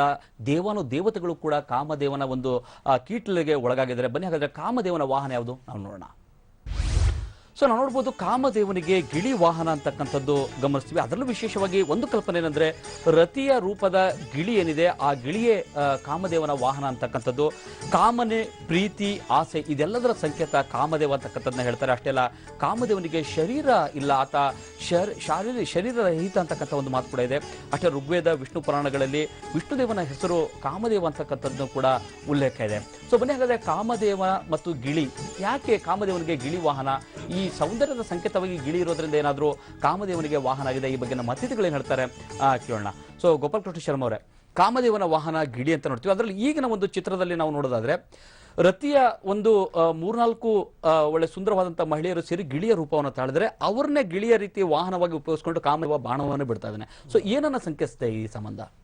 ಈ ಕಾಮ ಅಂತಂದ್ರೆ ಮನ್ಮಥ ಅಂತ ಅರ್ಥ, ವಿಷ್ಣುವಿನ ಮಗ. ರುದ್ರನ 3ನೇ ಕಣ್ಣಿನಿಂದ ಭಸ್ಮೀಭೂತನಾಗಿ ಆಗ ಅನಂಗನಾದ ಅಂತ ಹೇಳಲ್ಪಡ್ತದೆ. ಅನಂಗ ಅಂದ್ರೆ ಅಂಗ ಇಲ್ಲದೆ ಇರುವಂತಹ, ಶರೀರ ಇಲ್ಲದೆ ಹೋದಂತಹ ಒಂದು ಆಕಾರ ಅಂತ. ಅದು ಸಾಕಾರ ಮೂರ್ತಿ ಅಲ್ಲ, ಒಂದು ನಿರಾಕಾರ ಮೂರ್ತಿ ಆಗಿದ್ರು ಅದಕ್ಕೊಂದು ಆಕಾರ ಇದೆ, ಅದಕ್ಕೊಂದು ಆಕಾರ ಇದೆ. ಅಂಗ ಇದ್ದವರಿಗೆ ಆಕಾರವನ್ನು ಕೊಡ್ತದೆ ಅದು. ಆ ಗಿಳಿಯ ಸಂಕೇತ ಏನು ಅಂತಂದ್ರೆ ಪರಸ್ಪರವಾಗಿ ಗಂಡು ಹೆಣ್ಣನ್ನು ಒಂದು ಮಾಡುವಂತಹ ಒಂದು ಸ್ವರೂಪ ಅಂತ. ಆ ಒಂದು ಮಾಡ್ಲಿಕ್ಕಾಗಿ ರತಿಯ ರೂಪದಲ್ಲಿ ಬಂದು ಕಾಮನನ್ನ ಹುಚ್ಚೆಬ್ಬಿಸ್ತದೆ ಅಂತ. ಕಾಮ ಮೊದಲು ಏನು ಮಾಡ್ತಾನೆ ಅಂತಂದ್ರೆ 5 ಬಾಣವನ್ನು ಬಿಡ್ತಾನಂತೆ. 5 ಬಾಣ? ಹೌದು. ಪಂಚಬಾಣ ಪ್ರಕೀರ್ತಿತಾ ಅರವಿಂದಂ ಅಶೋಕಂಚ ಚೂತಂಚ ನವಮಲ್ಲಿಕಾ ನೀಲೋತ್ಪಲಂಚ ಪಂಚೈತೆ ಪಂಚಬಾಣ ಪ್ರಕೀರ್ತಿತಾ ಅಂತ ಹೇಳಿದ್ದಾರೆ. ಕಾಮನ ಬತ್ತಳಿಕೆಯಲ್ಲಿರೋದು 5 ಬಾಣವಂತೆ. ಅವನು ಒಂದೊಂದೇ ಬಾಣವನ್ನು ಬಿಟ್ಟು ನೋಡ್ತಾನೆ ಅಂತಾಯ್ತು. ಆ ಬಾಣದಿಂದ ಈ ಗಂಡು ಮತ್ತು ಹೆಣ್ಣು ಎರಡೂ ಜನರು ಕಾಮ ಪ್ರಚೋದಿತರು ಆಗದೇ ಹೋದಂತಹ ಸಂದರ್ಭದಲ್ಲಿ ಚುಂಬನ ರೂಪದಲ್ಲಿ ಆ ಗಿಳಿ ಕೊಡ್ತದೆ ಅಂತ ಇದೆ.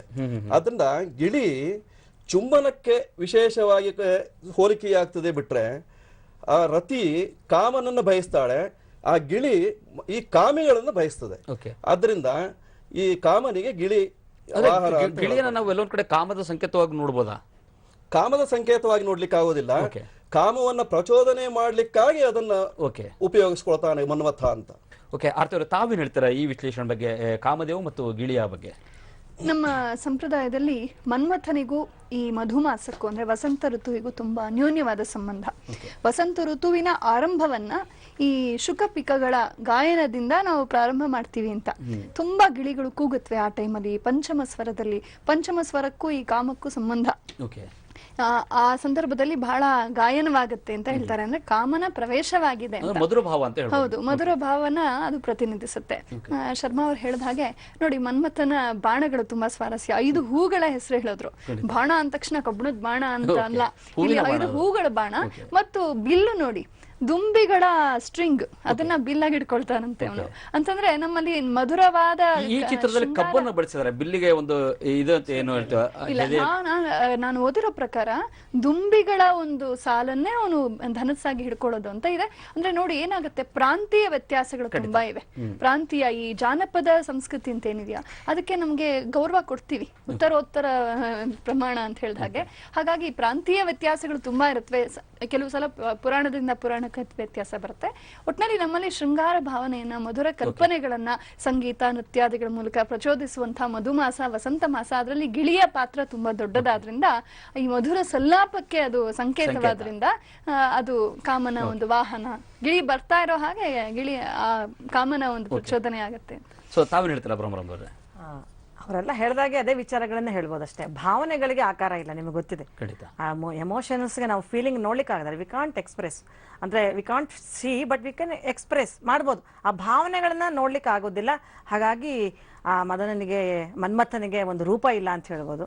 ಮತ್ತೆ ಅವ್ರು ಹೇಳಿದ ಗಿಣಿ ಅಂತ ಹೇಳಿದಾಗ ಸನ್ಮೋಹನ ನೋಡಿದ್ರೆ ಸಾಕೋದು ಪ್ರೀತಿ ಎಲ್ಲ ಹುಟ್ಟೋದ್ರಿಂದ ಅದಕ್ಕದಕ್ಕೂ ಸಂಬಂಧವನ್ನು ಕೊಟ್ಟು ಅದರ ಒಂದು ವಾಹನವನ್ನಾಗಿ ಮಾಡಿದ್ದಾರೆ ಅಂತ ಹೇಳ್ಬೋದು. ತಾವೇನು ಹೇಳ್ತೀರಾ ರಾಮಚಂದ್ರ ಜೋಸರ್? ಗಿಳಿ ಅಂತಕ್ಕಂಥದ್ದು ನಮಗೆ ಯಾವುದೇ ಇರತಕ್ಕಂತಹ ಸೌಂದರ್ಯವನ್ನು ನೋಡಿದ ತಕ್ಷಣ, ಗಿಳಿಯನ್ನು ನೋಡಿದ ತಕ್ಷಣ ಮನೇಲಿ ಹಿಡ್ಕೋಬೇಕು, ಅದನ್ನು ಸಾಕಬೇಕು, ಅದನ್ನು ನೋಡಬೇಕು, ಸೌಂದರ್ಯವನ್ನು ಆಲನೆ ಮಾಡಬೇಕು ಅಂತ ಭಾವನೆ ಬರುತ್ತೆ. ಆದರೆ ಕಾಮ ಅಂತಕ್ಕಂಥದ್ದು ಅದೇ ರೀತಿಯೇ. ಯಾವುದೇ ಇರತಕ್ಕಂತಹ ಕಾಮವನ್ನು ಬೇಗ ಒಳ್ಳೆಯ ಕಾಮವನ್ನು ನಾವು ಆರಿಸ್ಕೊಳ್ಳೋದು ಬಹಳ ಕಷ್ಟ. ಕೆಟ್ಟ ಕಾಮನ ಯಾವ್ದಾದ್ರು ಒಳ್ಳೆ ಒಂದು ಶ್ಲೋಕನ, ಒಂದು ಭಕ್ತಿಗೀತೆನ ನಡೀತಾ ಇದ್ರೆ ನಾವು ಅಲ್ಲಿ ಕೂತಿದ್ದಾಗ ಬೇರೆ ಯಾವ್ದಾರು ಬಂದಾಗ ನಮ್ಮ ಮನಸ್ಸು, ಇಲ್ಲಿರ್ತಕ್ಕಂಥ ಮನಸ್ಸು ತಕ್ಷಣದಲ್ಲಿ ಅಲ್ಲಿ ಹರಿತಕ್ಕಂಥದ್ದು. ಅದೇ ಮನಸ್ಸನ್ನು ಚಂಚಲ ಮಾಡ್ತಕ್ಕಂಥದ್ದೇ ಕಾಮದ ಒಂದು ಸ್ವರೂಪ. ಆ ಸ್ವಭಾವವನ್ನು, ಚಂಚಲವನ್ನು ಹೋಗಲಾಡಿಸಿ ಆ ಕಾಮವನ್ನು ಹಿಡಿದಿಟ್ಟು ನಮ್ಮ ಇಲ್ಲಿ ಒಳ್ಳೆಯ ನಿಗ್ರಹವನ್ನು ಪಡ್ಕೋಬೇಕಾದ್ರೆ ಆ ಕಾಮನ ಒಂದು ಅಂಶವಿರಬೇಕು. ಅದಕ್ಕೋಸ್ಕರನೇ ಈ ಶಿವನ ಒಂದು ತಪಸ್ಸನ್ನು ಭಂಗ ಮಾಡಬೇಕು ಅಂತ ಹೇಳಿ ಮನ್ಮಥನಾಗಿರ್ತಕ್ಕಂಥ ಹೋದಾಗ ಆತ 3ನೇ ಕರಣಿಂದ ಭಸ್ಮವನ್ನು ಮಾಡಿರ್ತಕ್ಕಂಥ ಸಮಯದಲ್ಲೂ ಕೂಡ ಅವನು ಪ್ರಾರ್ಥನೆ ಮಾಡಿರ್ತಕ್ಕಂಥ ವಿಷ್ಣುವಿನ ಅಂಶವಾಗಿದ್ದರೂ ಕೂಡ ಆ ಕಾಮದವನ್ನ, ಅದಕ್ಕೆ ಕಾಮದಹನ ಅಂತ ಹೇಳಿಬಿಟ್ಟು ನಾವು ವರ್ಷಕ್ಕೊಂದ್ಸಲಿ ಹೋಳಿ ಹಬ್ಬದ ದಿವಸ ಕಾಮನ ಪೌರ್ಣಮಿ ದಿವಸ ಅದನ್ನು ದಹನ ಮಾಡ್ತಕ್ಕಂಥದ್ದೇ ನಮ್ಮಲ್ಲಿರ್ತಕ್ಕಂಥ ಕಾಮ ಅಂತಂತಂದ್ರೆ ಬರೀ ಪ್ರಾಪಂಚಿಕವಾಗಿ ನೋಡ್ತಕ್ಕಂಥ ಕಾಮವಲ್ಲ, ಸ್ತ್ರೀಯ ಕಾಮವಲ್ಲ, ಅರಿಷಡ್ ವರ್ಗಗಳನ್ನು ನಿಗ್ರಹಿಸ್ತಕ್ಕಂಥ ಆಸೆ ಆಕಾಂಕ್ಷೆಗಳನ್ನು ಹಿಡಿದಿಟ್ಟು ನಮಗೆ ಭಗವಂತನಲ್ಲಿ ದೃಢವಾಗಿರ್ತಕ್ಕಂಥ ಶಕ್ತಿಯನ್ನು ಕೊಡ್ತಕ್ಕಂಥ ನಮಗೆ ಪ್ರಚೋದನೆ ಮಾಡಬೇಕಾದ್ರೆ ಆ ಪರಶಿವನ ಹಾಗೂ ಈ ಮನ್ಮಥನ ಒಂದು ಅನುಗ್ರಹ ಎರಡು ಇದನ್ನ ನಿಗ್ರಹಿಸ್ತಕ್ಕಂಥದ್ದು ಅಂತ ಒಂದು ಸೂಚನೆ ಮಾಡಿ. ಸೊ ಬನ್ನಿ, ಹಾಗಾದ್ರೆ ಈಗಾಗಲೇ ಬೇರೆ ಬೇರೆ ದೇವರುಗಳ ವಾಹನಗಳ ಬಗ್ಗೆ ನಮ್ಮ ಅತಿಥಿಗಳು ತಿಳಿಸ್ಕೊಡ್ತಿದ್ದಾರೆ. ಇನ್ನು ಕುಬೇರನ ಬಗ್ಗೆ ನಾವು ಮಾತಾಡೋದಾದ್ರೆ ನಮ್ಮೆಲ್ಲರನ್ನು ಕೂಡ ಕುಬೇರ ಆಳ್ತಾನೆ, ಆತ ಹಣದ ದೊರೆ. ಬನ್ನಿ ಹಾಗಾದ್ರೆ ಕುಬೇರನ ವಾಹನ ಯಾವುದು ನಾವು ನೋಡೋಣ. ಸೊ ಕುಬೇರನನ್ನ ನೋಡೋದಾದ್ರೆ ಕುಬೇರನ ವಾಹನ ಇನ್ಯಾರು ಅಲ್ಲ, ಸ್ವತಃ ನಾವೇ. ಈ ಜಗತ್ತಿನಲ್ಲಿ ನಾವೆಲ್ಲರೂ ಕೂಡ ಮನುಷ್ಯನಿದ್ದೀವಿ, ನಾವೆಲ್ಲರೂ ಕೂಡ ಕುಬೇರನ ಹೊತ್ಕೊಂಡು ಓಡಾಡ್ತೀವಿ ಅಂತಕ್ಕಂಥ ಒಂದು ಮಾತಿದೆ. ಈ ಅಂಶ ಯಾಕೆ ಚಾಲ್ತಿಗೆ ಬಂತು ಗೊತ್ತಿಲ್ಲ. ಕುಬೇರ ಒಂದು ರೀತಿಯ ಹಣದ ದೇವತೆ ಅಂತ ಹೇಳ್ಬೋದು. ಸ್ವಲ್ಪ ದಪ್ಪಗಿನ ವ್ಯಕ್ತಿತ್ವ ಈತನದು. ಅಷ್ಟೇ ಅಲ್ಲ, ಆಭರಣಗಳನ್ನು ಧರಿಸಿ ಓಡಾಡ್ತಾನೆ, ಹಣದ ತೈಲಿಯನ್ನು ಕೈಯಲ್ಲಿ ಹಿಡಿದಿರ್ತಾನೆ. ಕುಬೇರ ಲಂಕೆಯನ್ನು ಕೂಡ ಆಳ್ತಾ ಇದ್ದ, ಆದರೆ ರಾವಣ ಅಲ್ಲಿಂದ ಕುಬೇರನನ್ನು ಓಡಿಸಿದ್ದ ಅಂತಕ್ಕಂಥದ್ದು ಕೂಡ ಆ ಕೆಲವು ಕಡೆಗಳಲ್ಲಿ ಉಲ್ಲೇಖ ಆಗಿದೆ. ಬನ್ನಿ, ಈ ಕುಬೇರನನ್ನ ನಾವು ಮನುಷ್ಯರು ಯಾಕೆ ಹೊತ್ಕೊಂಡು ಓಡಾಡ್ತೀವಿ, ಯಾಕೆ ಮನುಷ್ಯ ಅಂತಕ್ಕಂಥವನು ಕುಬೇರನ ವಾಹನ ಆಗಿದ್ದಾನೆ, ಈ ಬಗ್ಗೆ ನಮ್ಮ ಅತಿಥಿಗಳು ಏನು ಹೇಳ್ತಾರೆ ಕೇಳೋಣ. ಸೊ ಗೋಪಾಲ್ ಕೃಷ್ಣ ಅವರೇ, ಮನುಷ್ಯರು ಕೂಡ ನಾವು ದೇವ್ರಿಗೆ ವಾಹನ ಆಗಿಬಿಟ್ಟಿದ್ದೀವಿ, ನಮ್ಮನ್ನು ಕೂಡ ಬಿಟ್ಟಿಲ್ಲ ದೇವರು ಅಂತ ಹೇಳಿ. ಖಂಡಿತ ಹೌದು. ಯಾಕೆಂದ್ರೆ ಈ ಕುಬೇರ ಅಂತಂದ್ರೆ ಉತ್ತರ ದಿಕ್ಕಿನ ಅಧಿಪತಿ. ನಾವು ನಂದಿ ಬಾಗಿಲು ಅಥವಾ ನಂದಿಯ ಸ್ಥಾನ ಅಂತ ಹೇಳಲ್ಪಡ್ತದೆ. ಆ ಕುಬೇರ ಉತ್ತರ ದಿಕ್ಕಿನಲ್ಲಿದ್ದಾನೆ ಅಂದರೆ ಸ್ವರ್ಗಕ್ಕೆ ಹತ್ತಿರದಲ್ಲಿದ್ದಾನೆ ಅಂತಾನೆ ಅರ್ಥ. ಯಾಕೆಂದರೆ ದಕ್ಷಿಣ ಯಮನಿಗೆ ಹೇಗೆ ಹತ್ತಿರವೋ ಕುಬೇರ ಸ್ವರ್ಗಕ್ಕೆ ಹತ್ತಿರ ಇದ್ದಾನೆ ಅಂತ. ಈಗ ನಾವು ಪ್ರತಿಯೊಬ್ಬರೂ ಸಹಿತವಾಗಿ ಕುಬೇರನನ್ನು ಆರಾಧನೆ ಮಾಡಬೇಕು. ಕುಬೇರ ಮಂತ್ರ ವಿಶೇಷವಾದಂತಹ ಮಂತ್ರಗಳೆಲ್ಲ ಇದ್ದಾವೆ. ಯಾಕೆಂದರೆ ಋಣವನ್ನು ಪರಿಹಾರ ಮಾಡುವಂತಹ ಮಂತ್ರಗಳೆಲ್ಲ ಸಾಕಷ್ಟಿದ್ದಾವೆ ಕುಬೇರ ಮಂತ್ರದಲ್ಲಿ. ಆಗ ಮನುಷ್ಯನಿಗೆ ಹತ್ತಿರವಾಗಿ ಹಾಕಿದ್ದಾನೆ ಅಂದರೆ ನನ್ನನ್ನು ಎಷ್ಟು ನೀವು ಬಳಸಿಕೊಳ್ತೀರೋ ಅಷ್ಟು ನಾನು ಸಂಪತ್ತನ್ನು ನಿಮಗೆ ಕೊಡಲಿಕ್ಕೆ ತಯಾರಿದ್ದೇನೆ ಅಂತ. ಆದರೆ ಅಲ್ಲಿಯ ಸಂಕೇತ ಏನು ಕಾಣ್ತದೆ ಅಂತಂದ್ರೆ ಮಂಡಿಯನ್ನು ಊರಿ ಕುಳಿತು ಕುಬೇರನ್ನು ಹೊತ್ಕೊಂಡು ಕೂತಂತ ಇದಾಗ್ತದೆ. ಅಂದ್ರೆ ಯಾವನು ಕಾರ್ಮಿಕನಾಗಿರ್ತಾನ ಅಥವಾ ಕರ್ಮವನ್ನು ಕಷ್ಟಪಟ್ಟು ಕೆಲಸ ಮಾಡುವವನಾಗ್ತಾನ, ಕಷ್ಟದಿಂದ ಹೊರೆಯನ್ನು ಹೊರಲಿಕ್ಕೆ ಸಮರ್ಥನಾಗಿರ್ತಾನೋ ಅಂತವನಿಗೆ ಮಾತ್ರ ಕುಬೇರ ಒಲಿತಾನೆ ಹೇಳುವಂತಹ ಸಂಕೇತವನ್ನು ತೋರಿಸ್ತದೆ. ಆದ್ರಿಂದ ಕುಬೇರ ಎಲ್ಲರಿಗೂ ಒಲಿಯೋದಿಲ್ಲ, ಕಷ್ಟಪಡಬೇಕು, ಕಷ್ಟಪಡುವವರಿಗೆ ಒಲಿಯುವಂತವನು ಕುಬೇರ. ಓಕೆ, ಸೊ ಆರ್ತಿ ತಾವೇನು ವಿಶ್ಲೇಷಣೆ ಮಾಡ್ತಾರೆ ಇದ್ರ ಬಗ್ಗೆ? ಕುಬೇರ ಯಕ್ಷರ ರಾಜ. ನಾವು ನೋಡೋದು ಪುರಾಣಗಳಲ್ಲಿ ಅಥವಾ ಇತರ ನಮ್ಮ ಕಾವ್ಯ ಪರಂಪರೆಗಳಲ್ಲಿ ಈ ಯಕ್ಷರು ಮತ್ತು ಯಕ್ಷ ಗಂಧರ್ವ ಕಿನ್ನರರು ಸಿದ್ಧರರು ವಿದ್ಯಾಧರರು ಇವರೆಲ್ಲ ಯಾರಿದಾರೋ ಇವರೆಲ್ಲ ಮನುಷ್ಯನನ್ನೇ ಆಳುವಂಥವ್ರು. ಗಂಧರ್ವರು ನಮ್ಮಲ್ಲಿ ಸಂಗೀತ ಕಲಾ ಪ್ರೀತಿಯನ್ನು ಹುಟ್ಟಿಸ್ತಾರೆ, ವಿದ್ಯಾಧರರು ಬೇರೆ ಬಗೆಯ ಪ್ರತಿಭೆಗಳನ್ನು ಹುಟ್ಟಿಸ್ತಾರೆ, ಮತ್ತು ಸಿದ್ಧರು ಬೇರೆ ಈ ರೀತಿ. ಹೀಗೆ ಯಕ್ಷರು ನಮ್ಮಲ್ಲಿ ಹಣವನ್ನು ಐಶ್ವರ್ಯವನ್ನು ಒಂದು ಗ್ಲೋರಿ ವೈಭವವನ್ನ ತುಂಬುವಂಥವ್ರು. ಹಾಗಾಗಿ ಈ ಯಕ್ಷರ ಅಗತ್ಯ ಮನುಷ್ಯರಿಗೆ ಮಾತ್ರವೇ ಇರೋದು. ನೀವು ನೋಡ್ಕೊಂಬನ್ನಿ, ಯಾವ ಪಶು ಪಕ್ಷಿ ಪ್ರಾಣಿಗಳಿಗಿಲ್ಲ, ದೇವತೆಗಳಿಗಿಲ್ಲ. ಅಂದ್ರೆ ಐ ಮೀನ್ ಮೆಟೀರಿಯಲ್ ಮನಿ. ದೇವತೆಗಳ ಐಶ್ವರ್ಯ ಅದು ದೈವಿಕವಾದ ಐಶ್ವರ್ಯ, ಅದು ಬಲ, ಅದು ವಿಭವ ಅಂತ ಕರಿತೀವಿ. ಆ ರೀತಿಯ ವಿಭೂತಿಗಳನ್ನ ಉಳ್ಳವರು. ಮನುಷ್ಯನಿಗೆ ಮಾತ್ರ ತನ್ನಲ್ಲಿರುವ ವಿಭೂತಿಗಳು ನಮ್ಮಲ್ಲೂ ಕೂಡ ಹಣವಿಲ್ಲದೆ ಬದುಕಬಹುದು ಅನ್ನೋದನ್ನ ರಾಮಕೃಷ್ಣ ಪರಮಹಂಸ ಅಂತ ಮಹಾತ್ಮರು ತೋರಿಸ್ಕೊಟ್ಟಿದ್ದಾರೆ. ಆದ್ರೂ ಕೂಡ ಹಣವಿಲ್ಲದೆ ಬದುಕಕ್ಕಾಗಲ್ಲ, ಹಣ ಬೇಕು ಬೇಕು ಅಂತನ್ನುವ ಮೆಟೀರಿಯಲ್ ನೀಡ್ಸ್, ವಸ್ತುಗಳ ಅಗತ್ಯವನ್ನು, ಭೌತಿಕ ಜೀವನದ ವೈಭವನ್ನೇ ತುಂಬಾ ನೆಚ್ಕೊಳ್ಳುವಂತ ಮನುಷ್ಯನಿಗೆ ಅನಿವಾರ್ಯವಾಗಿ ಕುಬೇರನೇ ಬೇಕಾಗ್ತಾನೆ. ನಮ್ಮ ಹೆಲ್ಪ್ಲೆಸ್ನೆಸ್ ಅನ್ನು ಬಳಸ್ಕೊಳ್ತಾನೆ, ನಮ್ಮನ್ನು ಆಳ್ತಾ ಇದ್ದಾನೆ ಅಂತ. ಎಲ್ಲಿವರೆಗೂ ನಾವು ಧನಕ್ಕೆ ಯಾವಾಗ ನಾವು ಹಣವನ್ನ ಸರಿಯಾಗಿ ಬಳಸ್ತೀವೋ ಆಗ ಸ್ವಲ್ಪ ಫ್ರೀಡಮ್ ಕೊಡ್ತಾನೆ. ಹೋಗ ಒಂದಷ್ಟು ದೂರ ನನ್ ಕೆಳಗೆ ಇರ್ಬೇಕಾಗಿಲ್ಲ, ಒಂದ್ ಸ್ವಲ್ಪ ಓಡಾಡ್ಕೊಂಡ್ ಬಾ ಅಂತ. ಇಲ್ಲದೆ ಹೋದ್ರೆ ಕಂಟ್ರೋಲ್ ಮಾಡ್ತಾನೆ. ಸೊ ಬರೀ ಹಾಗಾದ್ರೆ ಈಗ ಕುಬೇರನಿಗೆ ಯಾಕೆ ಮನುಷ್ಯ ವಾಹನ ಆಗಿದ್ದಾರೆ ಅಂತ ಹೇಳಿ ಮಾತಿಗಳು ಹೇಳ್ಕೊಟ್ರೆ, ಇದರ ಜೊತೆಗೆ ಈ ದೇವರುಗಳು ಕತ್ತೆ ಮತ್ತು ನಾಯಿಯನ್ನು ಕೂಡ ಬಿಟ್ಟಿಲ್ಲ. ಕತ್ತೆ ಮತ್ತು ನಾಯಿ ಯಾವ ದೇವರುಗಳಿಗೆ ವಾಹನ ನೋಡೋಣ ಒಂದು ಸಣ್ಣ ಬ್ರೇಕ್ ನಂತರ. ಹಲೋ ಡಾರ್ಲಿಂಗ್, ಸಖತ್ತಾಗಿ ತಿಂತಿದ್ಯಾ? ಯಾರು ಮಾಡಿದ್ದು? ನಾನು ಮಾಡಿದ್ದು.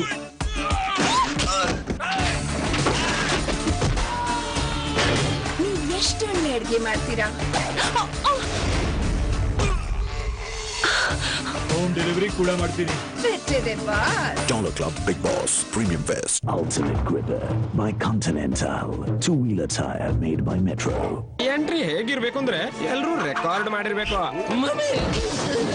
ರೆಕಾರ್ಡ್ ಹೇಗೆ? ಇದರಿಂದ ಮಾಡಿಸ್ಕೊಳ್ಳಿ. ಇದರ 32 GB ಮೆಮೊರಿಯಿಂದ ನಿಮ್ಮ ಎಂಟ್ರಿ ಅಷ್ಟೇ ಅಲ್ಲ, ವಿದಾಯದವರೆಗಿನ ವಿಡಿಯೋನು ಮಾಡಬಹುದು. 32 GB ವರೆಗಿನ ಕೆಪಾಸಿಟಿಯ ಹೊಸ ನೋಕಿಯಾ C101 ಇಂಟರ್ನೆಟ್ ನಿಂದ ವಿಡಿಯೋ ಡೌನ್ಲೋಡ್ ಮಾಡಿ ಅಥವಾ ನೀವೇ ಮಾಡಿ. ಏರ್ಟೆಲ್ ಇಂಟರ್ನೆಟ್ ನ ಸ್ಪೆಷಲ್ ಆಫರ್ ಜೊತೆಗೆ ತೋರಿಸಿ ನಿಮ್ಮ ಹೊಸ ಸ್ಟ್ಯಾಂಡರ್ಡ್. ಕೂಲಿ ಯಾಕಜ್ಜಿ, ನಾನಿದ್ದೀನಲ್ಲ, ನೀವು ಮೊದ್ಲು ಕೆಳಗ್ ಬನ್ನಿ. ಎತ್ಕೋತೀಯಾ? ಮನೆಯಲ್ಲಿ ನೈಸ್ ಜೆಲ್ ಇದೆಯಾ? ಹಾಗಿದ್ರೆ ಮಗ ಯೋಚಿಸೋದೇ ಬೇಡ. ನೈಸ್ ಜೆಲ್ ನ ಅಡ್ವಾನ್ಸ್ ಕ್ಲಿನಿಕಲ್ ಫಾರ್ಮುಲಾ ಮಸಾಜ್ ಮಾಡದೇನೆ ಶರೀರದ ಆಳದವರೆಗೆ ಸೇರಿ ತಟ್ಟನೆ ನೋವಿನಿಂದ ಆರಾಮ ನೀಡುತ್ತೆ. ತಗೋ ನೋಡಿ.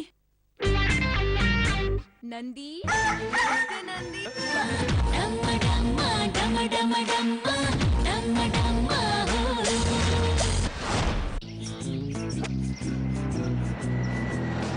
When you're in trouble, alone and blue, Mr. HCL. just look around. Flight and airspeed help that. Yes, And I'll be waiting for you. HCL's aerospace solutions help the most advanced aircraft take flight. Technology that touches lives. ನೋಡಕ್ಕ, ಇವನು ಯಾವ ತರಕಾರಿನೂ ತಿನ್ನೋಲ್ಲ. ಅಲ್ಲಿ ನೋಡು, Siddhartha sniffer ಮತ್ತವಳು ಇಂದುದ eagle ಹುಡುಕಿ ಊಟದಿಂದ ಪೌಷ್ಟಿಕತೆ ಹೇಗೆ ತೆಗೆಯುವುದು ಅಂತ ಇವರಿಂದ ಕಲಿಬೇಕು. ಮತ್ತೆ ಇನ್ನೇನ್ ಮಾಡೋದು? ಆಶೀರ್ವಾದ್ ಮಲ್ಟಿಗ್ರೇನ್ ಆಟ ಅಂದ್ರೆ ಗೋಧಿ, ಕಡಲೆಕಾಳು, ಮೆಕ್ಕೆಜೋಳ, ಓಟ್ಸ್, ಸೋಯಾ ಮತ್ತು ಸೀನಿಯಂ ಹೊಟ್ಟಿನ ಗುಣಗಳಿಂದ ಸಮೃದ್ಧವಾದ ಚಪಾತಿ. ಅಕ್ಕ, ನನ್ಗೆ ನಿಮ್ಮ ಆಶೀರ್ವಾದ ಬೇಕು. ಇದು ಆಶೀರ್ವಾದ್ ಆಟ ವಿತ್ ಮಲ್ಟಿಗ್ರೇನ್ಸ್, ಸ್ವಾದಭರಿತ ಸ್ವಾಸ್ಥ್ಯ.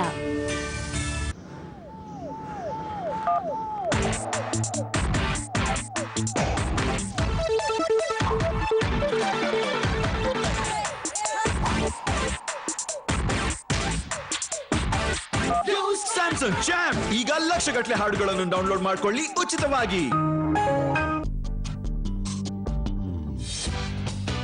Now, everyone can bring their dream car home with the Maruti Suzuki #1 Cars #1 Savings Offer.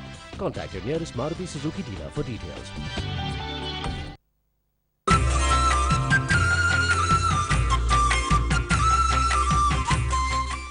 ವಿಶೇಷ ಕಾರ್ಯಕ್ರಮಕ್ಕೆ ಮತ್ತೆ ಸ್ವಾಗತ. ಬನ್ನಿ ಈಗ ಮತ್ತೆ ನಮ್ಮ ಚರ್ಚೆನ ಮುಂದುವರಿಸೋಣ. ಈಗ ಬನ್ನಿ ನಾವು ಕತ್ತೆ ಯಾವ ದೇವರಿಗೆ ವಾಹನ ಅನ್ನೋದನ್ನ ಈಗ ನಾವು ನೋಡೋಣ.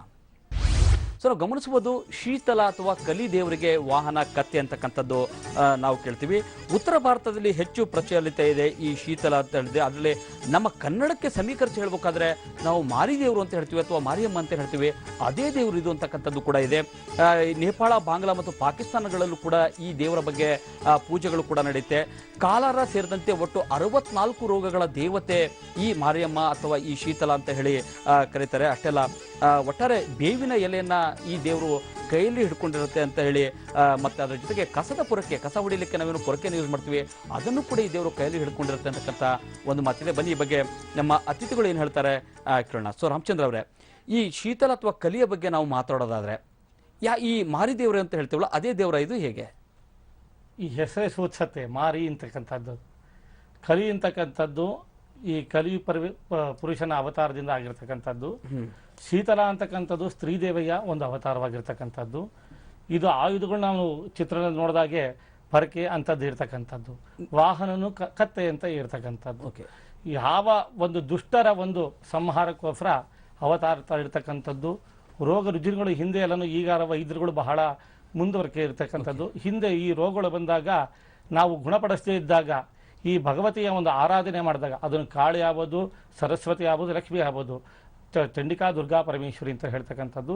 ಈ ಅವತಾರದಲ್ಲಿ ಪರಮೇಶ್ವರಿಯನ್ನು ಮಾರಿಯಮ್ಮ, ಇವ ಓಂ ಶಕ್ತಿ ಅಂತ ಹೇಳ್ತೀವಿ, ಮಾರಿ ಅಂತ ಹೇಳ್ತೀವಿ.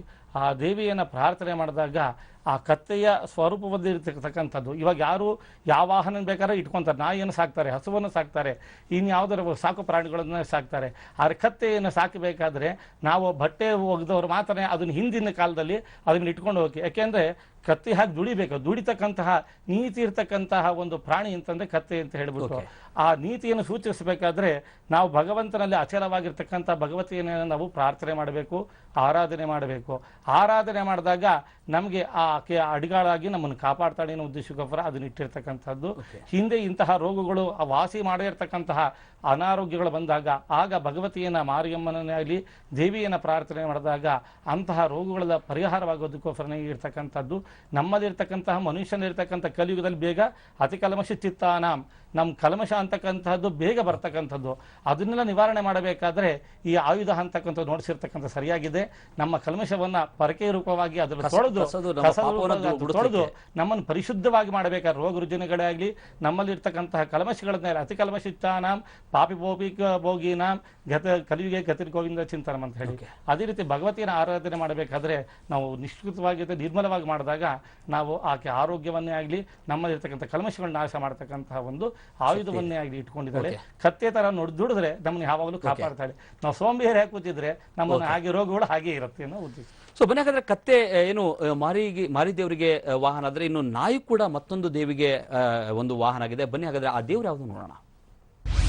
ಸೊ ನಾಯಿ ಬಗ್ಗೆ ಹೇಳಿದ್ರೆ ಭೈರವಿ ದೇವರಿಗೆ ನಾಯಿ ವಾಹನ ಅಂತಕ್ಕಂಥ ಒಂದು ಮಾತು ಕೇಳಿದೆ. ಅಷ್ಟೆಲ್ಲ ಕೆಲವು ಕಡೆಗಳಲ್ಲಿ ದತ್ತಾತ್ರೇಯನ ಜೊತೆಲೂ ಕೂಡ ನಾಯಿ ಇರುತ್ತೆ ಅಂತಕ್ಕಂಥ ಒಂದು ಚಿತ್ರಗಳನ್ನು ಕೂಡ ನಾವೆಲ್ಲರೂ ಕೂಡ ನೋಡಿದ್ವಿ. ಇನ್ನು ಈ ದೇವರ ಬಗ್ಗೆ ಹೇಳೋದಾದ್ರೆ ಭೈರವಿ ಒಳ್ಳೆಯವರಿಗೆ ಒಳ್ಳೆಯವಳು, ಕೆಟ್ಟವರಿಗೆ ಕೆಟ್ಟವರು ಅಂತಕ್ಕಂಥ ಒಂದು ಮಾತಿದೆ. ಈ ದೇವರನ್ನ ನೋಡಿ ರಾಕ್ಷಸರಿಗೂ ಕೂಡ ನಡುಕ ಬರುತ್ತೆ ಅಂತಕ್ಕಂಥದ್ದು ಹೇಳ್ತಾರೆ. ಅಷ್ಟೆಲ್ಲ ಚಂಡಿಯ ಮತ್ತೊಂದು ರೂಪ ಕೂಡ ಈ ಒಂದು ಭೈರವಿ, ಚಾಮುಂಡೇಶ್ವರಿಯ ಈ ಭೈರವಿ ಅಂತಕ್ಕಂಥದ್ದು ಕೂಡ ಹೇಳ್ತಾರೆ. ಬನ್ನಿ ಈ ಬಗ್ಗೆ ನಮ್ಮ ಅತಿಥಿಗಳು ಏನು ಹೇಳ್ತಾರೆ ಕೇಳೋಣ. ಸೊ ಆರ್ತಿ ಅವರೇ, ಈ ಭೈರವಿಯ ಬಗ್ಗೆ ನಾವು ಮಾತಾಡೋದಾದ್ರೆ, ಸಾರಿ ಭ್ರಮರಮ್ಮ ಅವರೇ, ಭೈರವಿ ಬಗ್ಗೆ ಮಾತಾಡೋದಾದ್ರೆ ನಾಯಿ ಮತ್ತು ಭೈರವಿ ಏನ್ ಲಿಂಕ್ ಅದು ಅಂತ ಹೇಳಿ? ನೋಡಿ, ದೇವಿ ಸ್ವರೂಪಿಣಿ ದೇವಿ ಅಂತ ಹೇಳಿದ್ರೆ ಏನನ್ನ ಕೊಡ್ತಾ ಇದ್ದಾಳೆ, ದೇವತೆಗಳ ಅಧಿದೇವತೆ ಆಗಿಗಳಿಗೆ ದೇವಿ ಅಂತ ಹೇಳ್ತೀವಿ. ಅದನ್ನ ಸೌಮ್ಯ ರೂಪದಲ್ಲಿ ಕೂಡ ನಾವು ನೋಡಿದಾಗ ಸಾಕ್ಷಾತ್ ತಾಯಿ ಸ್ವರೂಪದಲ್ಲಿ ಕಾಣ್ತೀವಿ. ಯಾರು ದುಷ್ಟರಿಗೆ ನಿಗ್ರಹ ಮಾಡಬೇಕಾದಾಗ ಅವಳು ತನ್ನೆಲ್ಲ ಶಕ್ತಿಗಳನ್ನ ಕ್ರೋಢೀಕರಿಸಿಕೊಂಡು ಅಂತ ಶಕ್ತಿಯನ್ನು ಪಡೆದವ್ರನ್ನ ನಿಗ್ರಹಿಸಬೇಕಾಗ್ತದೆ.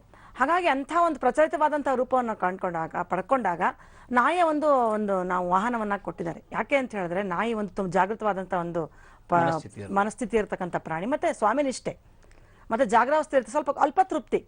ನಾಯಿಯ ಸ್ವಭಾವಗಳನ್ನ ಹೋಲಿಸಿ ಯಾರು ಈ ಒಂದು ಭಾವನೆಗಳನ್ನ ಹೊಂದ್ಕೊಂಡಾಗ ಆ ದೇವಿ ನಮ್ಮನ್ನ ಸಾಕ್ಷಾತ್ತಾಗಿ ಕಾಪಾಡ್ತಾಳೆ. ಜೀವನದಲ್ಲಿ ಈ ಗುಣಗಳನ್ನ ಪಾಲನೆ ಮಾಡ್ಕೋಬೇಕು, ನಿಷ್ಠೆಯಿಂದ ಇರಬೇಕು, ಜೀವನದಲ್ಲಿ ಜಾಗರೂಕರಾಗಿರ್ಬೇಕು. ದೇವಿ ಅಂತಹವರಿಗೆ ಒಳ್ಳೆಯವರಿಗೆ ಒಳ್ಳೆಯದನ್ನ ಮಾಡ್ತಾಳೆ, ಕೆಟ್ಟವರಿಗೆ ಕೆಟ್ಟದನ್ನ ಮಾಡ್ತಾಳೆ. ಹಾಗಾಗಿ ಯಾವಾಗ ಯದ್ಭಾವಂ ತದ್ಭವತಿ ಅಂತ ನಾವು ಯಾವ ರೀತಿಯ ರೂಪದಲ್ಲಿ ನಾವು ದೇವಿನ ನೋಡ್ತೀವೋ ಶಾಂತವಾಗಿದ್ದಾಗ ಸ್ವರೂಪ ಶಾಂತವಾಗಿ ಕಾಣ್ಬೋದು. ನಮ್ಮಲ್ಲಿರ್ತಕ್ಕಂಥ ಅರಿಷಡ್ವರ್ಗಗಳೆಲ್ಲ ಜಾಗೃತವಾದಾಗ ಅದನ್ನು ದಮನ ಮಾಡಲಿಕ್ಕೆ ಆ ರೂಪವನ್ನು ತಾಳ್ಕೊಂಡು ಬರ್ತಾಳೆ ಅಂತ ಕೂಡ ನಮಗೆ ಪ್ರತೀತಿ ಇದೆ. ಹಾಗಾಗಿ ಇದ್ರಲ್ಲಿ ಏನ್ ಮುಖ್ಯವಾದ ಉದ್ದೇಶ ಅಂತ ಹೇಳಿದ್ರೆ ಯಾವಾಗಲೂ ಕೂಡ ಒಳ್ಳೆಯ ಗುಣವನ್ನ ಜೀವನದಲ್ಲಿ ಅಳವಡಿಸ್ಕೋಬೇಕು. ಕೆಟ್ಟ ಗುಣಗಳಿದ್ರೆ ಅದನ್ನ ಬಿಡಬೇಕು. ಅದನ್ನ ಮೆಟ್ಟಿ ನಿಲ್ಲುವಂತಹ ಗುಣಗಳನ್ನ ಅವಳೇ ನಮ್ಗೆ ಕೊಟ್ಟು ನಮ್ಮನ್ನ ರಕ್ಷಣೆ ಮಾಡ್ತಾಳೆ, ಸಂಹಾರ ಮಾಡುವಂತಂದ್ರೆ ನಿಗ್ರಹ ಮಾಡುವ ದುಷ್ಟರ ಒಂದು ನಿಗ್ರಹವನ್ನ ಮಾಡ್ತಾಳೆ ಅನ್ನೋ ಒಂದು ಭಾವನೆಯನ್ನ ಈ ದೇವಿ ರೂಪದಲ್ಲಿ ನಾವು ನೋಡ್ಬೋದು. ಹೇಳಿದ್ರಿ ದತ್ತಾತ್ರೇಯನಿಗೂ ಕೂಡ ನಾಯಿ ವಾಹನ ಅಂತ, ಅಂದ್ರೆ ಅಲ್ಲಿ ವಾಹನ ಅನ್ನೋದು ಅಲ್ಲ, ಅಂದ್ರೆ ಅವನ ಸಂಕೇತ ನೋಡಿ. ಇಲ್ಲಿ ವಾಹನಗಳನ್ನ ನಾವು ಸಂಕೇತ ಅಂತ ಹೇಳ್ತೀವಿ. ಈಗ ಕಪಿಧ್ವಜ, ಗರುಡ ಧ್ವಜ ಅಂತಂದ್ರೆ ಅವನಿಗೆ ಗರುಡ ವಾಹನವೂ ಹೌದು, ಅವನ ಸಂಕೇತವೂ ಹೌದು, ಎರಡೂ ಅರ್ಥದಲ್ಲಿ ಬಳಸ್ತೀವಿ. ಆ ದತ್ತಾತ್ರೇಯರ ಗುರುಚರಿತೆಯನ್ನು ಓದುವಾಗ ನಮ್ಗೆ ಕಾಣಿಸೋದೇನಪ್ಪಾ ಅಂತಂದ್ರೆ ಅವಧೂತಾವಸ್ಥೆಯನ್ನ ತಲುಪದವರು. ಅವಧೂತನಾದಂಥ ವ್ಯಕ್ತಿ ಪರಮಹಂಸಾವಸ್ಥೆಯನ್ನ ಆ ಒಂದು ಸ್ಥಿತಿಯನ್ನ ಪಡೆದಂಥವನನ್ನ ವೇದಗಳು ಹಿಂಬಾಲಿಸುತ್ತವೆ ಅಂತ. ವೇದವನ್ನು ಅಧಿಧರ್ಮಿ ಅನ್ನೋ ಶಬ್ದವನ್ನು ಬಳಸ್ತಾರೆ. ಧರ್ಮಿ ಅಂದ್ರೆ ಧರ್ಮವನ್ನು ಪಾಲಿಸುವವನು, ಅಧರ್ಮಿ ಅಂದ್ರೆ ಮಾಡದೇ ಇರುವವನು, ವಿಧರ್ಮಿ ಅಂದ್ರೆ ಧರ್ಮವನ್ನು ಬಿಟ್ಟು ಬೇರೆದನ್ನು ಮಾಡಿದವನು. ಆದ್ರೆ ಅಧಿಧರ್ಮಿ ಅಂದ್ರೆ ಧರ್ಮ